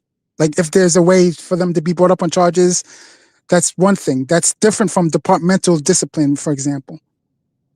Or they might get Oh, both. I see what you mean. They're investigating it to determine whether or not. Yeah, I get it, and also the department, and Yeah. that was another thing too that came. I think I don't know if that came up in the debate, that there can be, because this was one of the things that I looked into when Leandre did something that was really clever. He tried to criminalize King Naga's resolution to sort of argue that King Naga needed to prove that the agents committed a crime, which is harder to do than just proving that what they did was unjustified. So they could actually be determined unjustified and not be brought up on charges, and then they could also face departmental uh, punishment or Yes. Yeah. discipline. Yeah, Yeah. departmental discipline, and not Right, have right, created right. a crime. So Right. there were actually three pathways for them to be held accountable, and I don't think that any of them are going to um, happen. I don't think anything is going to happen to these guys. Yeah, that's going to lead to more protests and stuff like that, because most people, the public now think that was murder, right? Just like the other lady was murder, right? Like that's the opinion of the crowds anyway. You're talking about Renee Good. Look, Yeah, yeah, that one. Yeah, They, they good. they think I both don't of them are believe that murder. these. I don't believe it. Well, it's not murder. Murder is an illegal homicide, and No, I'm they're not saying even that's what close the to it. crowd's saying. I'm not saying that's what it is. I'm saying Oh yeah, yeah. the protest is already going to eat that up and say that both of them were murder, and they're going to continue to murder, and therefore, we should get rid of ICE. That type of thing. That's the crowd. I'm telling you, not us. I think I don't think either one of those people are good people. Alex Preddy or the other lady. They're part of like when you look back at the 2020 riots. A lot of people talk about that, and they'll call it like Black Lives Matters riots. That wasn't Black Lives Matters rioting. That was like the Democratic Socialists of America. There was communist groups, anarchists. What's that Black Bloc group? Um, Antifa, and these were all white folks who were engaged in the rioting and the fire starting, and they used the Twitter network of the Democratic Socialists of America. That's the biggest socialist student organization in the country. They used their Twitter connections to orchestrate their protests and all that fire setting and stuff. I didn't look at those white people and go, oh, they're good people. And the same thing with Alex Preddy. Like I don't look at him and I say, well, this is a good man. He was up to no good. And Leandre is right. There are a lot of these immigrants that ICE is going after that are in the community. They shouldn't be here, and they're criminals. Like they were there to arrest someone. I don't. It puts me in a weird position because it's like, yeah, man, they're here to arrest someone. But I have a anti-illegal immigrant position because it disrupts work opportunities for Black people. So my position is these opportunities exists to correct an imbalance in opportunities for Black folks, but because these other people are here too, and they also satisfy minority status. A lot of times, they displace Black people from those positions, and I would rather see us have them.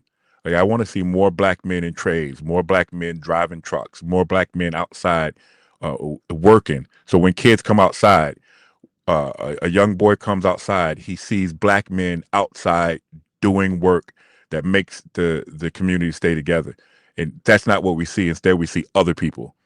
I don't like it. Like that, it's my personal political position.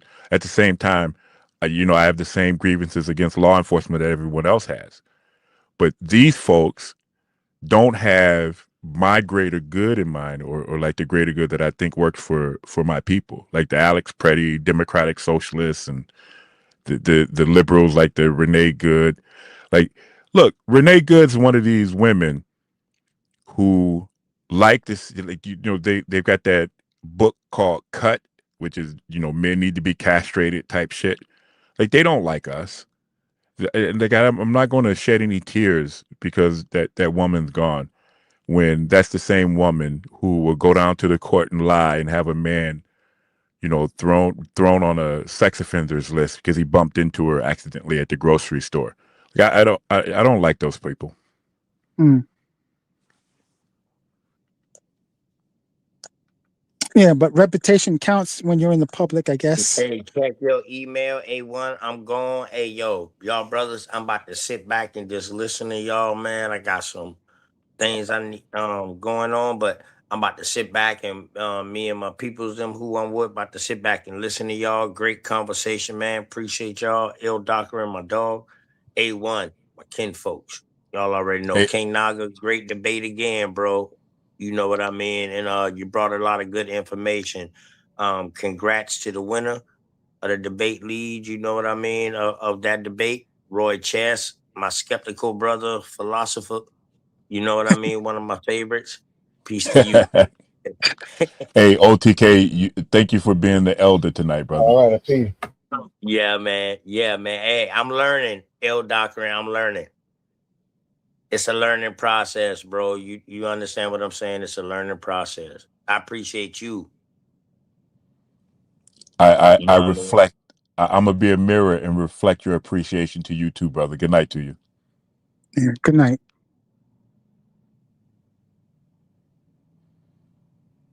Now all we got to do is get A1 to play that video. Like I want to see it. I hope this is that special video. Mm.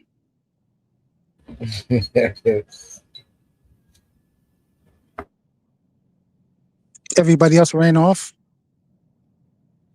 Yes. Yeah, it's kind of late, you know what I'm saying? It's kind of late on the work night during the weekday. My Yeah, email. yeah. Sorry about that. Shout out Horses Unite second in the building. Back to you, gentlemen. Hey, OTK said he sent you a video, brother. Yeah, I didn't really want to go to my email because then I have to Okay. download it. I think I don't know if. Well, let me look and see if he sent a link or not. If it's not a link, I don't want to download it. Bro fought like a warrior, and if the judges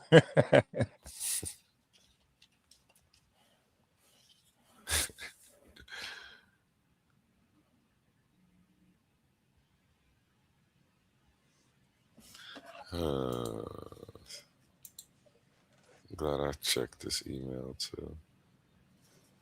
Oh, he did send me. So King Naga, I thought you were going to go there with the negligence of the officers more than you did.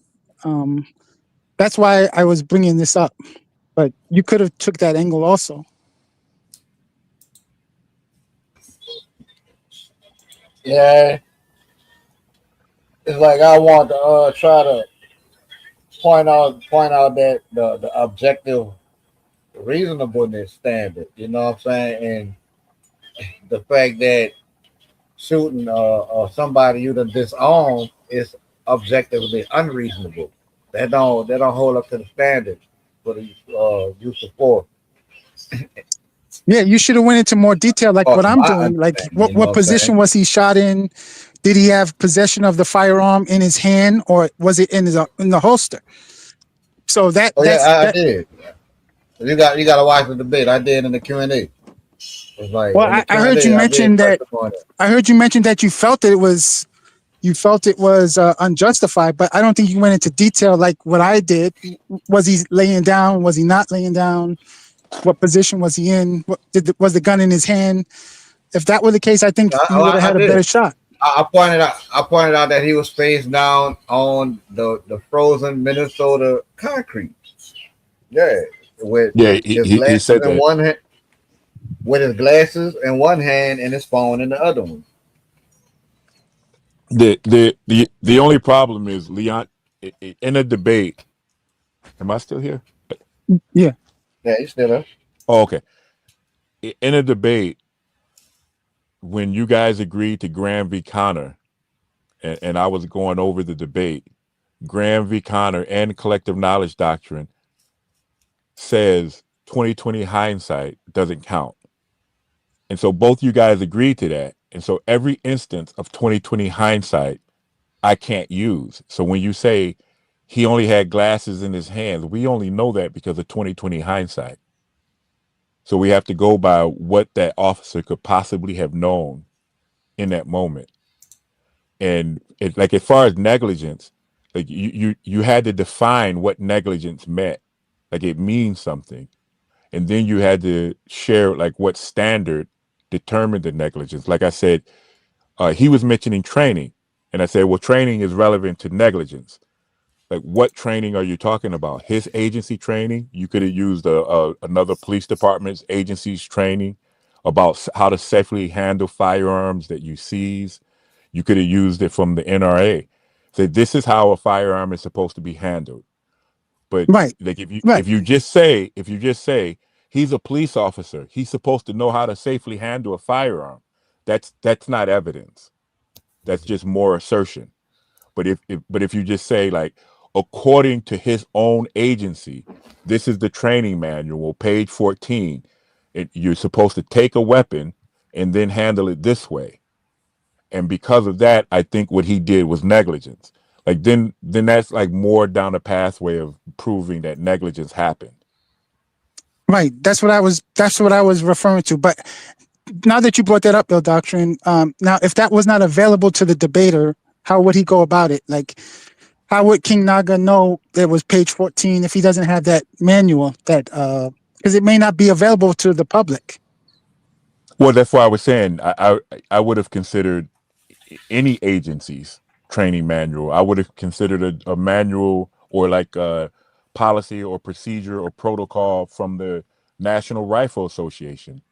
Oh, Anyone that's you say any? yeah, Okay, okay. yeah, just like provide something that shows how to safely handle a gun to avoid accidental discharge.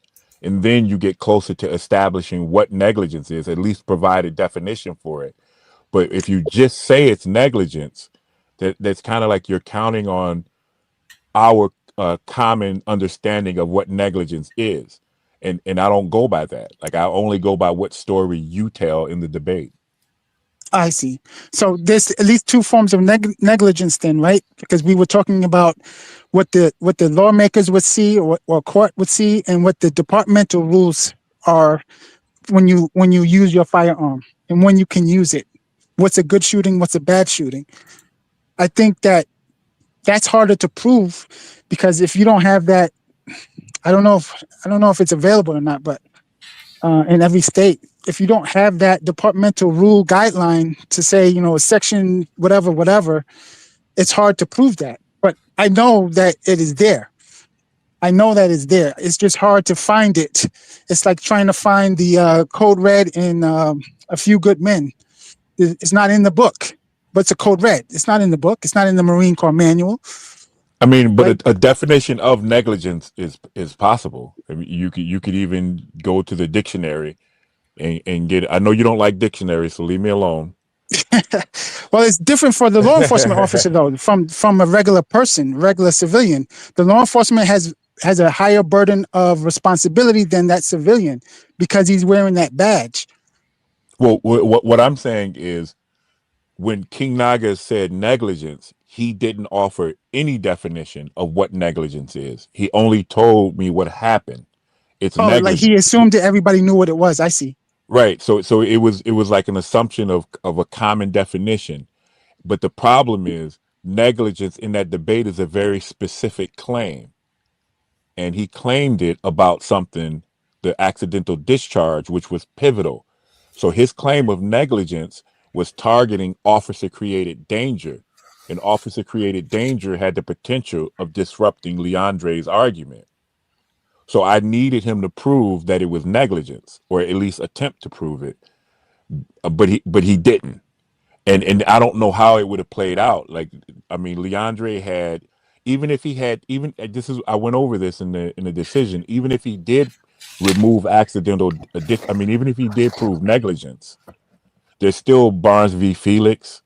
There's still the collective doctrine. There's still the second gun hypothesis. There were several layers in Leandre's argument. But if we just want to get clarification about the negligence thing, the reason that couldn't come together with the neutralization is because he didn't establish it was negligence. He just I asserted that see it your was point. negligence. And I listen for the accidental discharge evidence, and I listened for an explanation for what is he considering negligence, or how does he know it was negligence. I listened to it a lot because that was that engagement was the main engagement in the debate.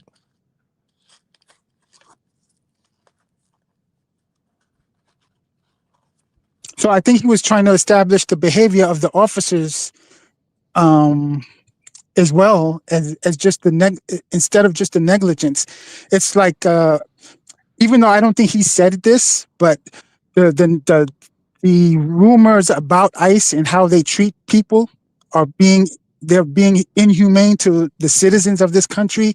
I think that was embedded in his argument that, like, these guys have known to be doing this. So, you know what I mean? Like, it's like these guys did it before. They did it a week or 2 weeks prior with the lady. So I think that he was trying to establish that this is the regular MO of these guys, because, you know, the public is being told, or they're spreading the rumors that these guys are not trained very well. That some rumor is going around that it's like 3 weeks of training or something like that. And these guys are responding like this because of a lack of training. Have you heard that before? Yeah. I think that was it OTK. We were talking about different senses of the word justification.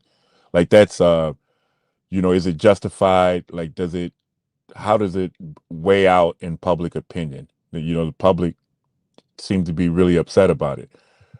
Yeah. But when you agree to Graham v. Connor, I can't think of what public opinion is.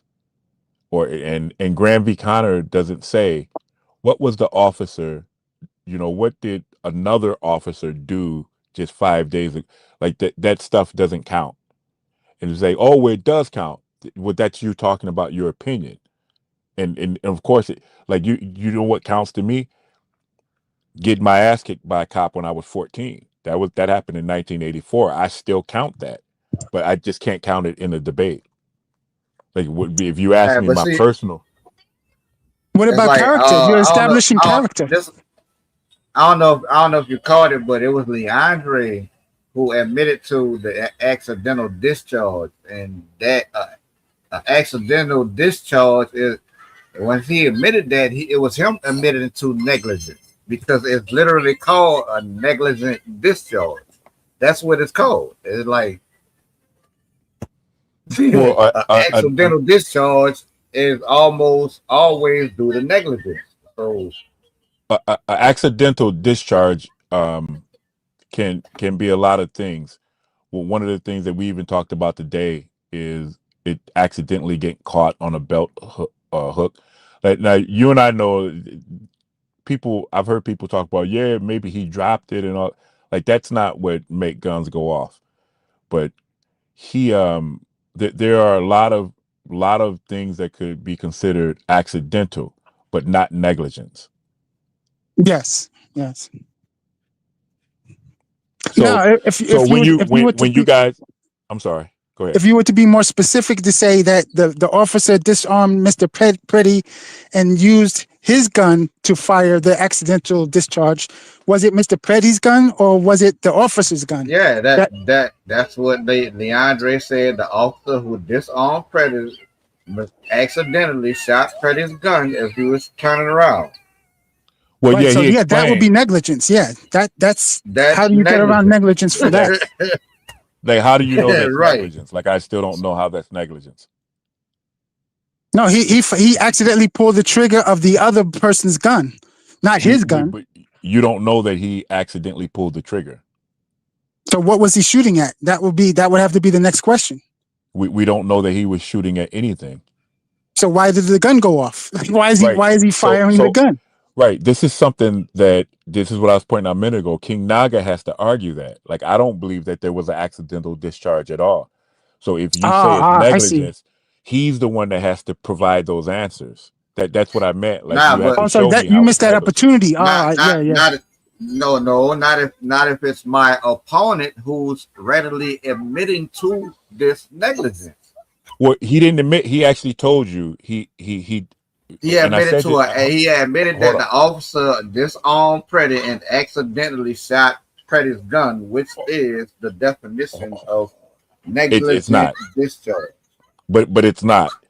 The I even said this in my decision speech. You asserted negligence, and he explicitly challenged negligence. He even said, I didn't say it was negligence. He said something like, what are you talking about? That's stupid. I didn't say it was negligence. He said something like that. Like, he explicitly denied calling it negligence. What he did say is an accidental discharge. An accident is different than negligence. So he didn't go into detail enough to point that out. That's what I think I'm Right. hearing. So King Naga agreed to the accidental discharge, and King Naga escalated it to negligence. And And in without order to showing it, basically. right, so the I see. accidental discharge was mutually agreed on, but the negligence was not mutually agreed. I see. Leandre challenged the negligence. So now King Naga has to go, no, here's the proof that it was negligence. I And see. it I just see. So he it didn't go stopped far right there. enough.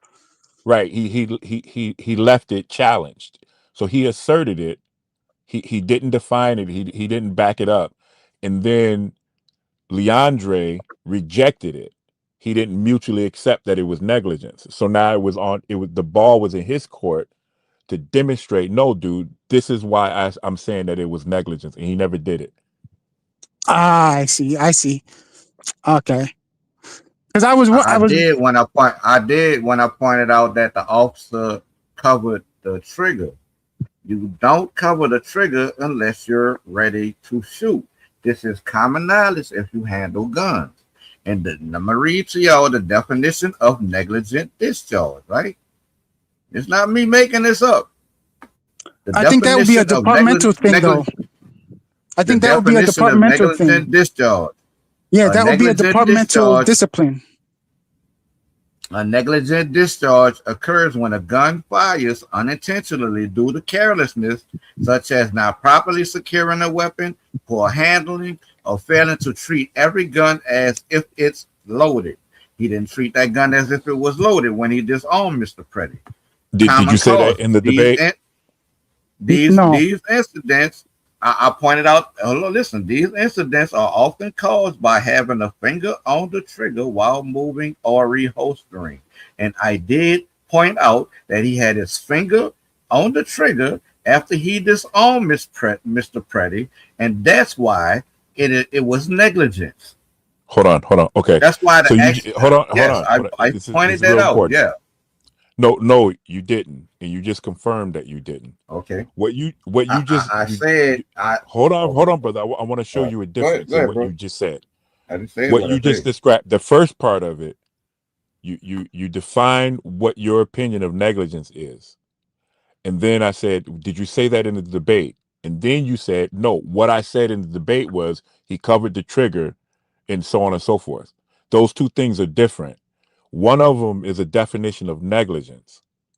Once you have the definition of negligence, then you have to show that that's what happened.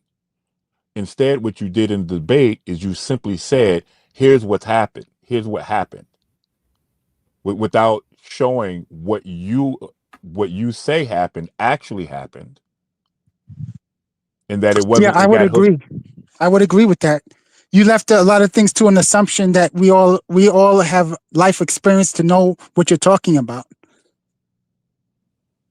You didn't define it specifically. Yeah, And that, and that's all I'm saying. That you define what negligence is according to you. It doesn't yeah, mean I'm a disagree. Okay. I'm saying Again, according to you. I'm not saying I'm not disagreeing with you. I'm for saying you have to anybody tell who me. handled firearms, it I is can't go by that. negligence.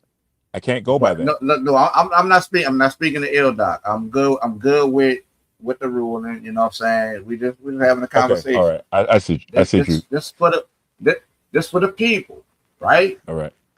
If you cover that trigger and you aren't intend to shoot, that is negligence.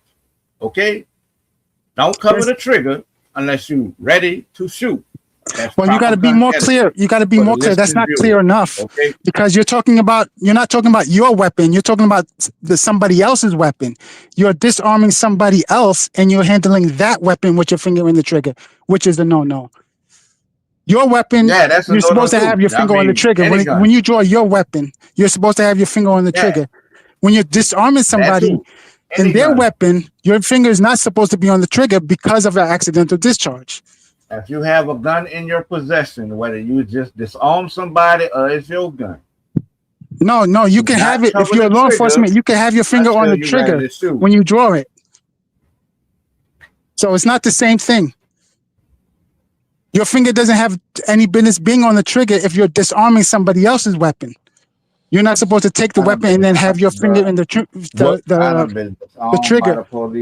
What kind of gun did he have? I never had a. I don't know what kind, whether it was a 9mm or whatever, but it was a handgun. I know it was a 6 hour. I just don't know which one. It was a handgun. I don't know. It was a 6 hour, you said? You know what I'm saying? I know it was a 6 hour. I don't know what model though. I'm gonna look it up now. Oh. Yeah, I'm not sure. Probably a 9mm, maybe.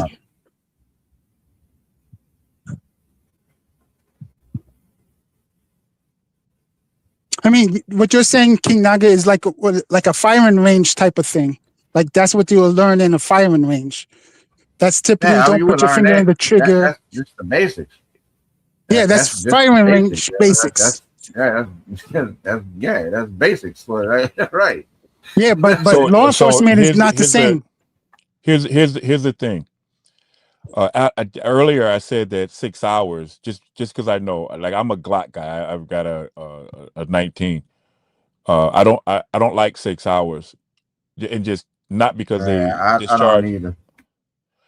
Not just because they discharge, but I did learn this before the debate happened. Just like look, because he had a really nice customized gun. I mean, it wasn't super awesome, but it was a nice pistol. It was a 6 hour P320, looks like, and 6 hour P320s are known to accidentally discharge when sliding the slide back, and I imagine that may have been what the agent was doing. So I mean, this really like does change things. I don't believe that there was an accidental discharge, but if you like, you never know, man. With Leandre is very savvy. If you had tried to press negligence, this is something he may have brought up. Yeah, but then again, I would recommend that he goes back to being more specific in what position you're in when you're disarming this person. Because if you're disarming them, their hand can't be on the weapon if you're disarming them from the holster, right? Well, what I'm saying, like, I'm sorry. Yeah, that's another thing I try to point out too. That like how you didn't see him. I mean, you had to see him be disarmed. You were standing right there. You wouldn't part of the tussle. You were standing right there. You know what I'm saying? He got the man who disarmed him was right in front of you. The bringing up the other guns doesn't really matter because if he doesn't have possession of them, like in his hand where he's able to use, he doesn't have the capability to use them. That's the part that matters, whether the gunshot goes off or not. If he's not the one shooting, it's somebody else. Yeah, and that's the person you have to address. Well, how does Officer A know that? He won't know that. He may not know that, right? But so he's supposed to gather enough information instead of just shoot. It's okay. It's okay for in Graham v. Connor for him to assume it was Alex Preddy firing. So that means the second officer could. Yeah, I did hear that, and Leandre did bring that up, but I don't know if that may hold in court, but I don't think that holds into the departmental procedures, though. Maybe not. Maybe not. I don't know because I don't know what those procedures are. I just want to. Because you can't shoot. You can't shoot unless there's a threat, and you can't just shoot because somebody else is shooting. I would reject that philosophy if I were a police officer. I'm shooting. No, you're going to get charged. I mean, you can be brought up on charges for the department, So I'm just saying it that way because people have been charged criminally and they lose their job anyway and they get locked up. It's happened before. About that 6 hour P320. There's a New York Post article on January 25th about that pistol accidentally discharging when you pull the slide back. And pulling the slide back is definitely something that you do when you're disarming a firearm. You remove the magazine and you pull the slide back to eject the round that's in the chamber. Or a safety measure is just to check the chamber to see if a round is inside of it. Yeah, but Yeah, there's another step also. Usually the procedure is that you have to put it on safe first before you do that. I don't even know if that gun has a safety. Let me see real quick. So that's the first clearing procedure that you're supposed to do is put it on safe.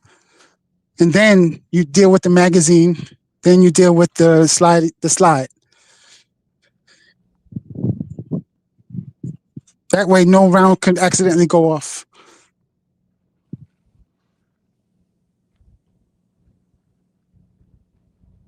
Well, it's available. That pistol is available with and without a manual safety.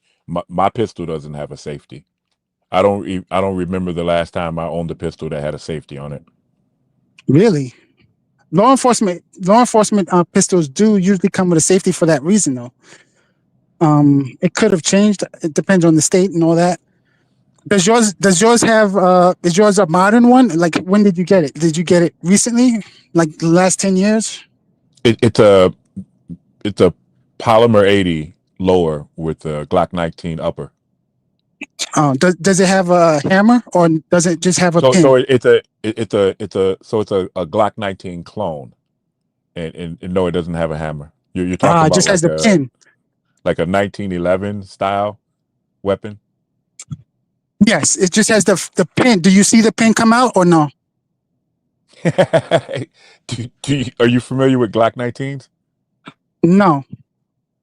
I would have to I would It have to look at it to see it. yeah, it doesn't have a hammer. No, I'm talking about the pin though. Like usually the guns without a hammer have a pin that comes out. Sometimes they come out. Sometimes you don't see the pin at all because it's hidden. Are So you are I'm not sure. Are you thinking that you can that can help you control the firing of the weapon? yes, yes, Okay, that will fire. so let me. Like with the hammer, you can block the hammer and interrupt the hammer from striking, so the gun won't discharge. Well, I The mean, you same can thing with also the do that. firing pin. Would the way that I would do that is to pull the slide back because it can't fire if you pull the slide back. Wait a minute.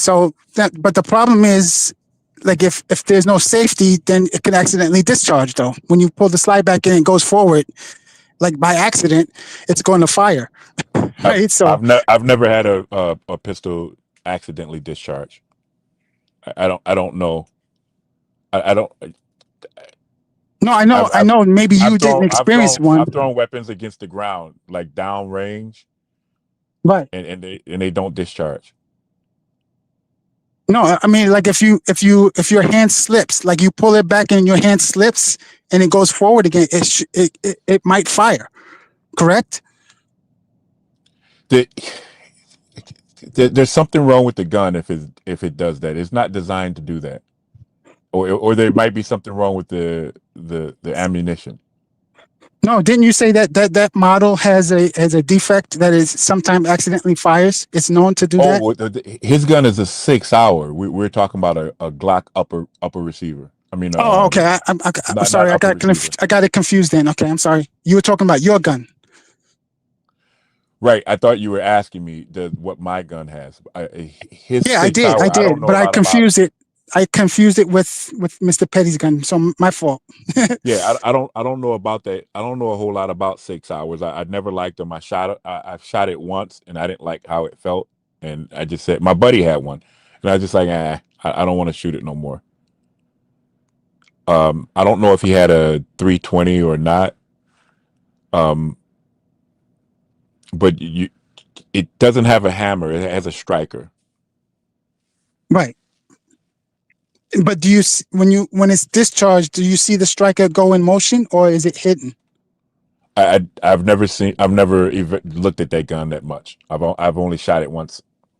Oh, okay. Because I know some guns have a hidden where you can't tell until the thing goes off. But sometimes it comes out and then you see it and then it goes off. So you see it for like a flash. It's very quick because it's like, yes, you can stop it from firing if you're fast enough. Just like with the hammer, the firing pin has to go back and go forward. The thing is, are you really that fast in reality to not get shot? I don't know what you're describing. There's nothing on my pistol that I can grab onto to keep it from firing. So Like once I pull the trigger, that's it. Yeah, so the slide doesn't move. After the discharge. Yeah, so if I grab the slide before you discharge, I can possibly stop it from firing. Correct? If you move it back, yeah. That's yeah. If you move the slide back just a little bit, there's a threshold, and it's not much. You don't have to move it back a whole lot. You'll prevent it from firing. Yeah, and possibly it cause a jam, right? A misfire. No. So what's to stop it from? So it won't get jammed? No. Really? You in order to cause something like that, you'd have to pull it back really slow, and it would have to attempt to eject the round.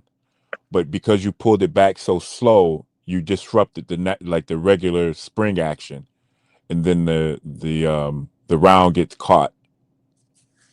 Right. So like the context I was It'd be given. like a partial ejection, and Right. then it'll like when you say jam, like that can mean a couple different things. So Right. but So that can be a jam. Right. So like I'm the context I'm using is I'm grabbing the slide of the gun, right? As you're firing it. So just like you said, it can go back a little bit, just enough where the round can't escape it, right? And it might enter the chamber and be stuck there because it's trying to eject. Okay, you know there's a round in the chamber. Yeah. And you're saying, as I pull the trigger before it fires or discharges, you've made the slide go back a little bit. The Yes. gun won't fire at that point. In some cases, yes, because the slide has to go back, and then go a little bit forward. No, what I'm telling you is if I have a round in the chamber, and let's say you're like Flash, and I'm starting to pull the trigger, and you can get that slide to go back a little bit, and you can hold it there, it won't fire. Okay. Yes. If you release it and it resets back into the forward position, then I can fire it, unless something internal has happened. Right. That's what I think. That's what the hope is. Like this is like a life threatening thing, right? Where I'm gonna get shot otherwise, right? So this is the only shot I've got to either stop the slide or make it go just enough where the round might get dislodged into that little opening because it's not fully open. I think you should. I think what you like. This sounds like some. I think you shouldn't count on that working. I think a better strategy is to be armed yourself. No, I'm not saying I'm going to use it.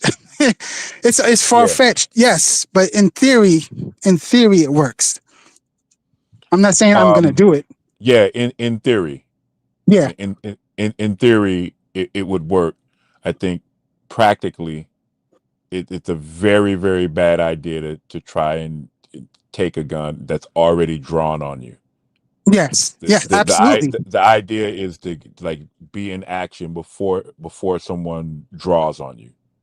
Like if a gun's already pointed at you, like you're already past anything that I know what to do. And the best thing that I don't even want to risk saying what I would. Well, I'm given the option because if you're going to shoot me anyway, like Like, I might as well go out, go out trying. Maybe I get lucky. Yeah, it's a bad idea. Of course, it's a bad idea. But you know, am I supposed to just ask for a cigarette and close my eyes? Yeah, let me turn around. So you can. I don't have to see you do it.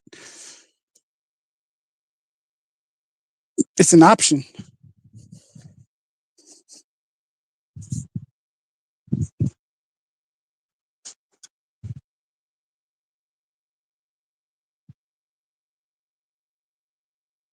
Not a good option. But that doesn't have anything to do with like, I guess, Mr. Petty's case, when he was disarmed and the gun allegedly went off.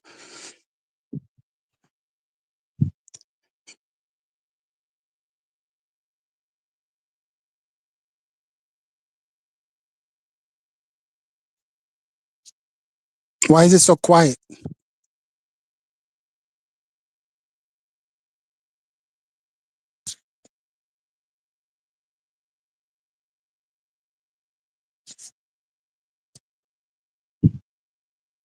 Are you still there? It's about that time, folks. It's about that time. Yeah. Peace to everybody out there tonight tuning in. Another amazing episode from everybody who came up. You want to give closing remarks, Roy Chess? Yeah. Well, thank you for having me. Of course. Shout out to the league. Shout out to the debaters. Um, Shout out to the judges as well. They have, I guess, a lot of work to do, a lot of details to consider, that I guess the audience may overlook or something like that. Matter of fact, A1, do you actually provide any training or guidelines to how the judges operate, or do they do that on their own?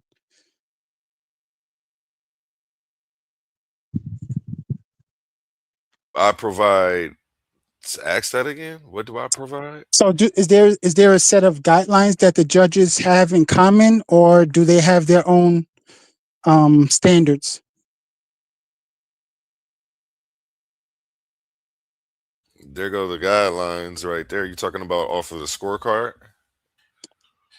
No, I mean when the judges, yeah, I guess some of those attributes are what the judges are looking for, right? Is that it, or is there other things outside of that? This is the scorecard that judges and participants get before we start. Oh, okay, okay. So yeah, so there is some kind of standard that the participants get, that, let's say, the audience doesn't necessarily uh, get.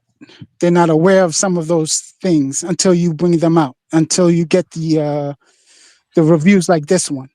Yeah, we bring it up at the beginning so everybody's on the same page. But yeah, it's the same one for every debate. Oh, okay, okay. Mhm.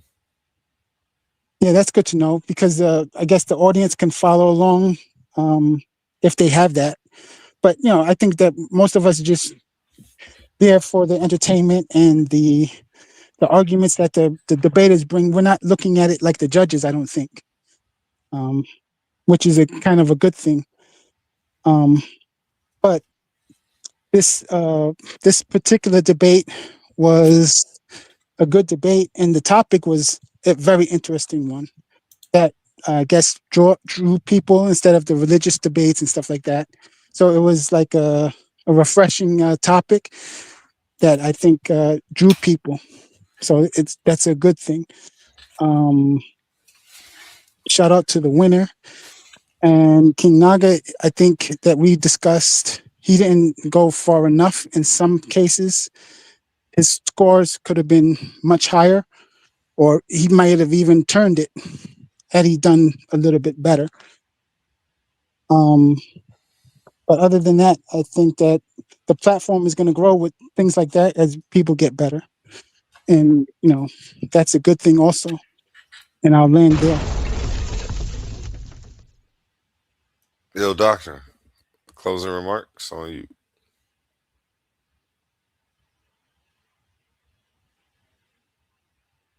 Did he fall off too? No, I still see him on the panel, Yeah, I but don't maybe hear him. he's Maybe muted. he fell off. No, he's not muted. All right. Well, with that being said, we're going to end with the song by Connie Sun called Family All Around Me. I usually check him out on Spotify. You can catch him on all platforms. Head on over to his Facebook and tell him A1 sent you. With that being said, remember my motto: treat your smile like your money. Never let them steal it. Peace. Family all Peace. around me.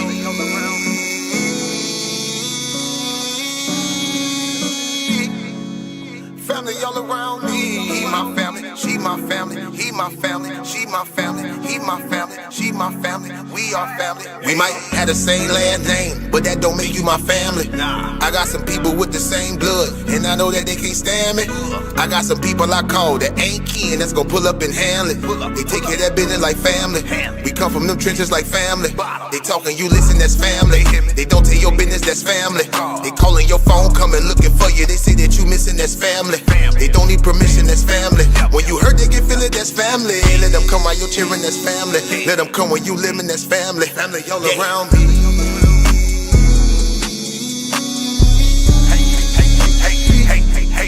Family all around me. He my family, she my family. He my family, she my family. He my family, she my family. We are family all around me.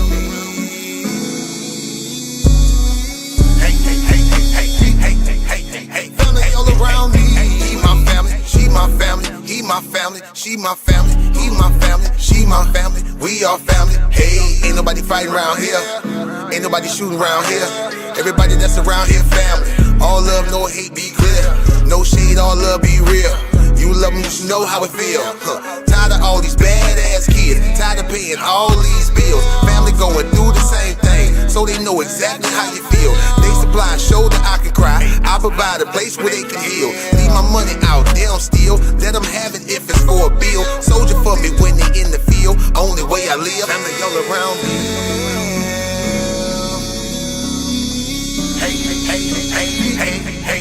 Family all around me. He my family, she my family. He my family, she my family. He my family, she my family. We are family all around me.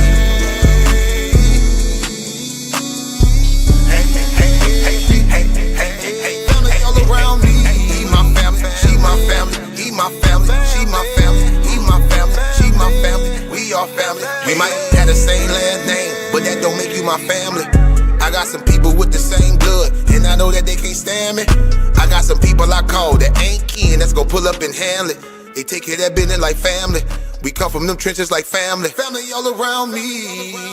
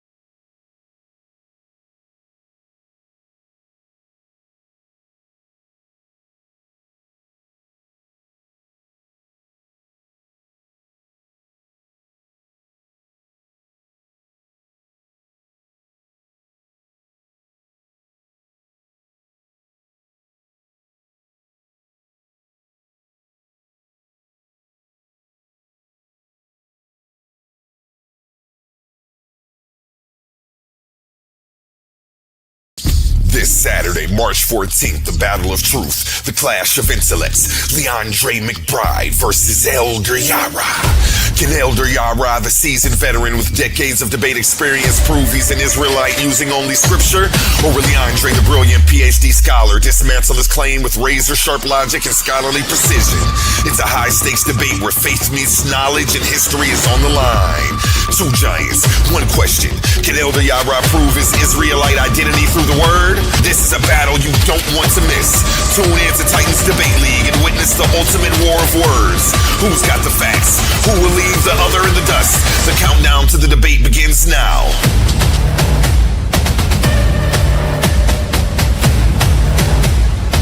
Coliseum of arguments. Only the brave speak here.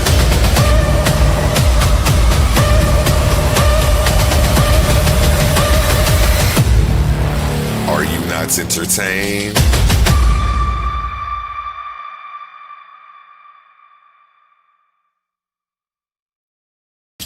This Saturday, March 8th, history steps into the arena, only on the Coliseum of Arguments, hosted by Titans Debate League.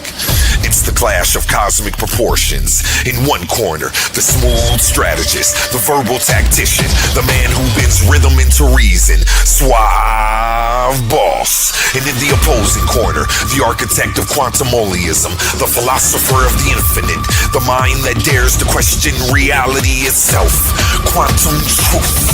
The question shaking the pillars of existence. Does Mother Nature need Father Time to exist?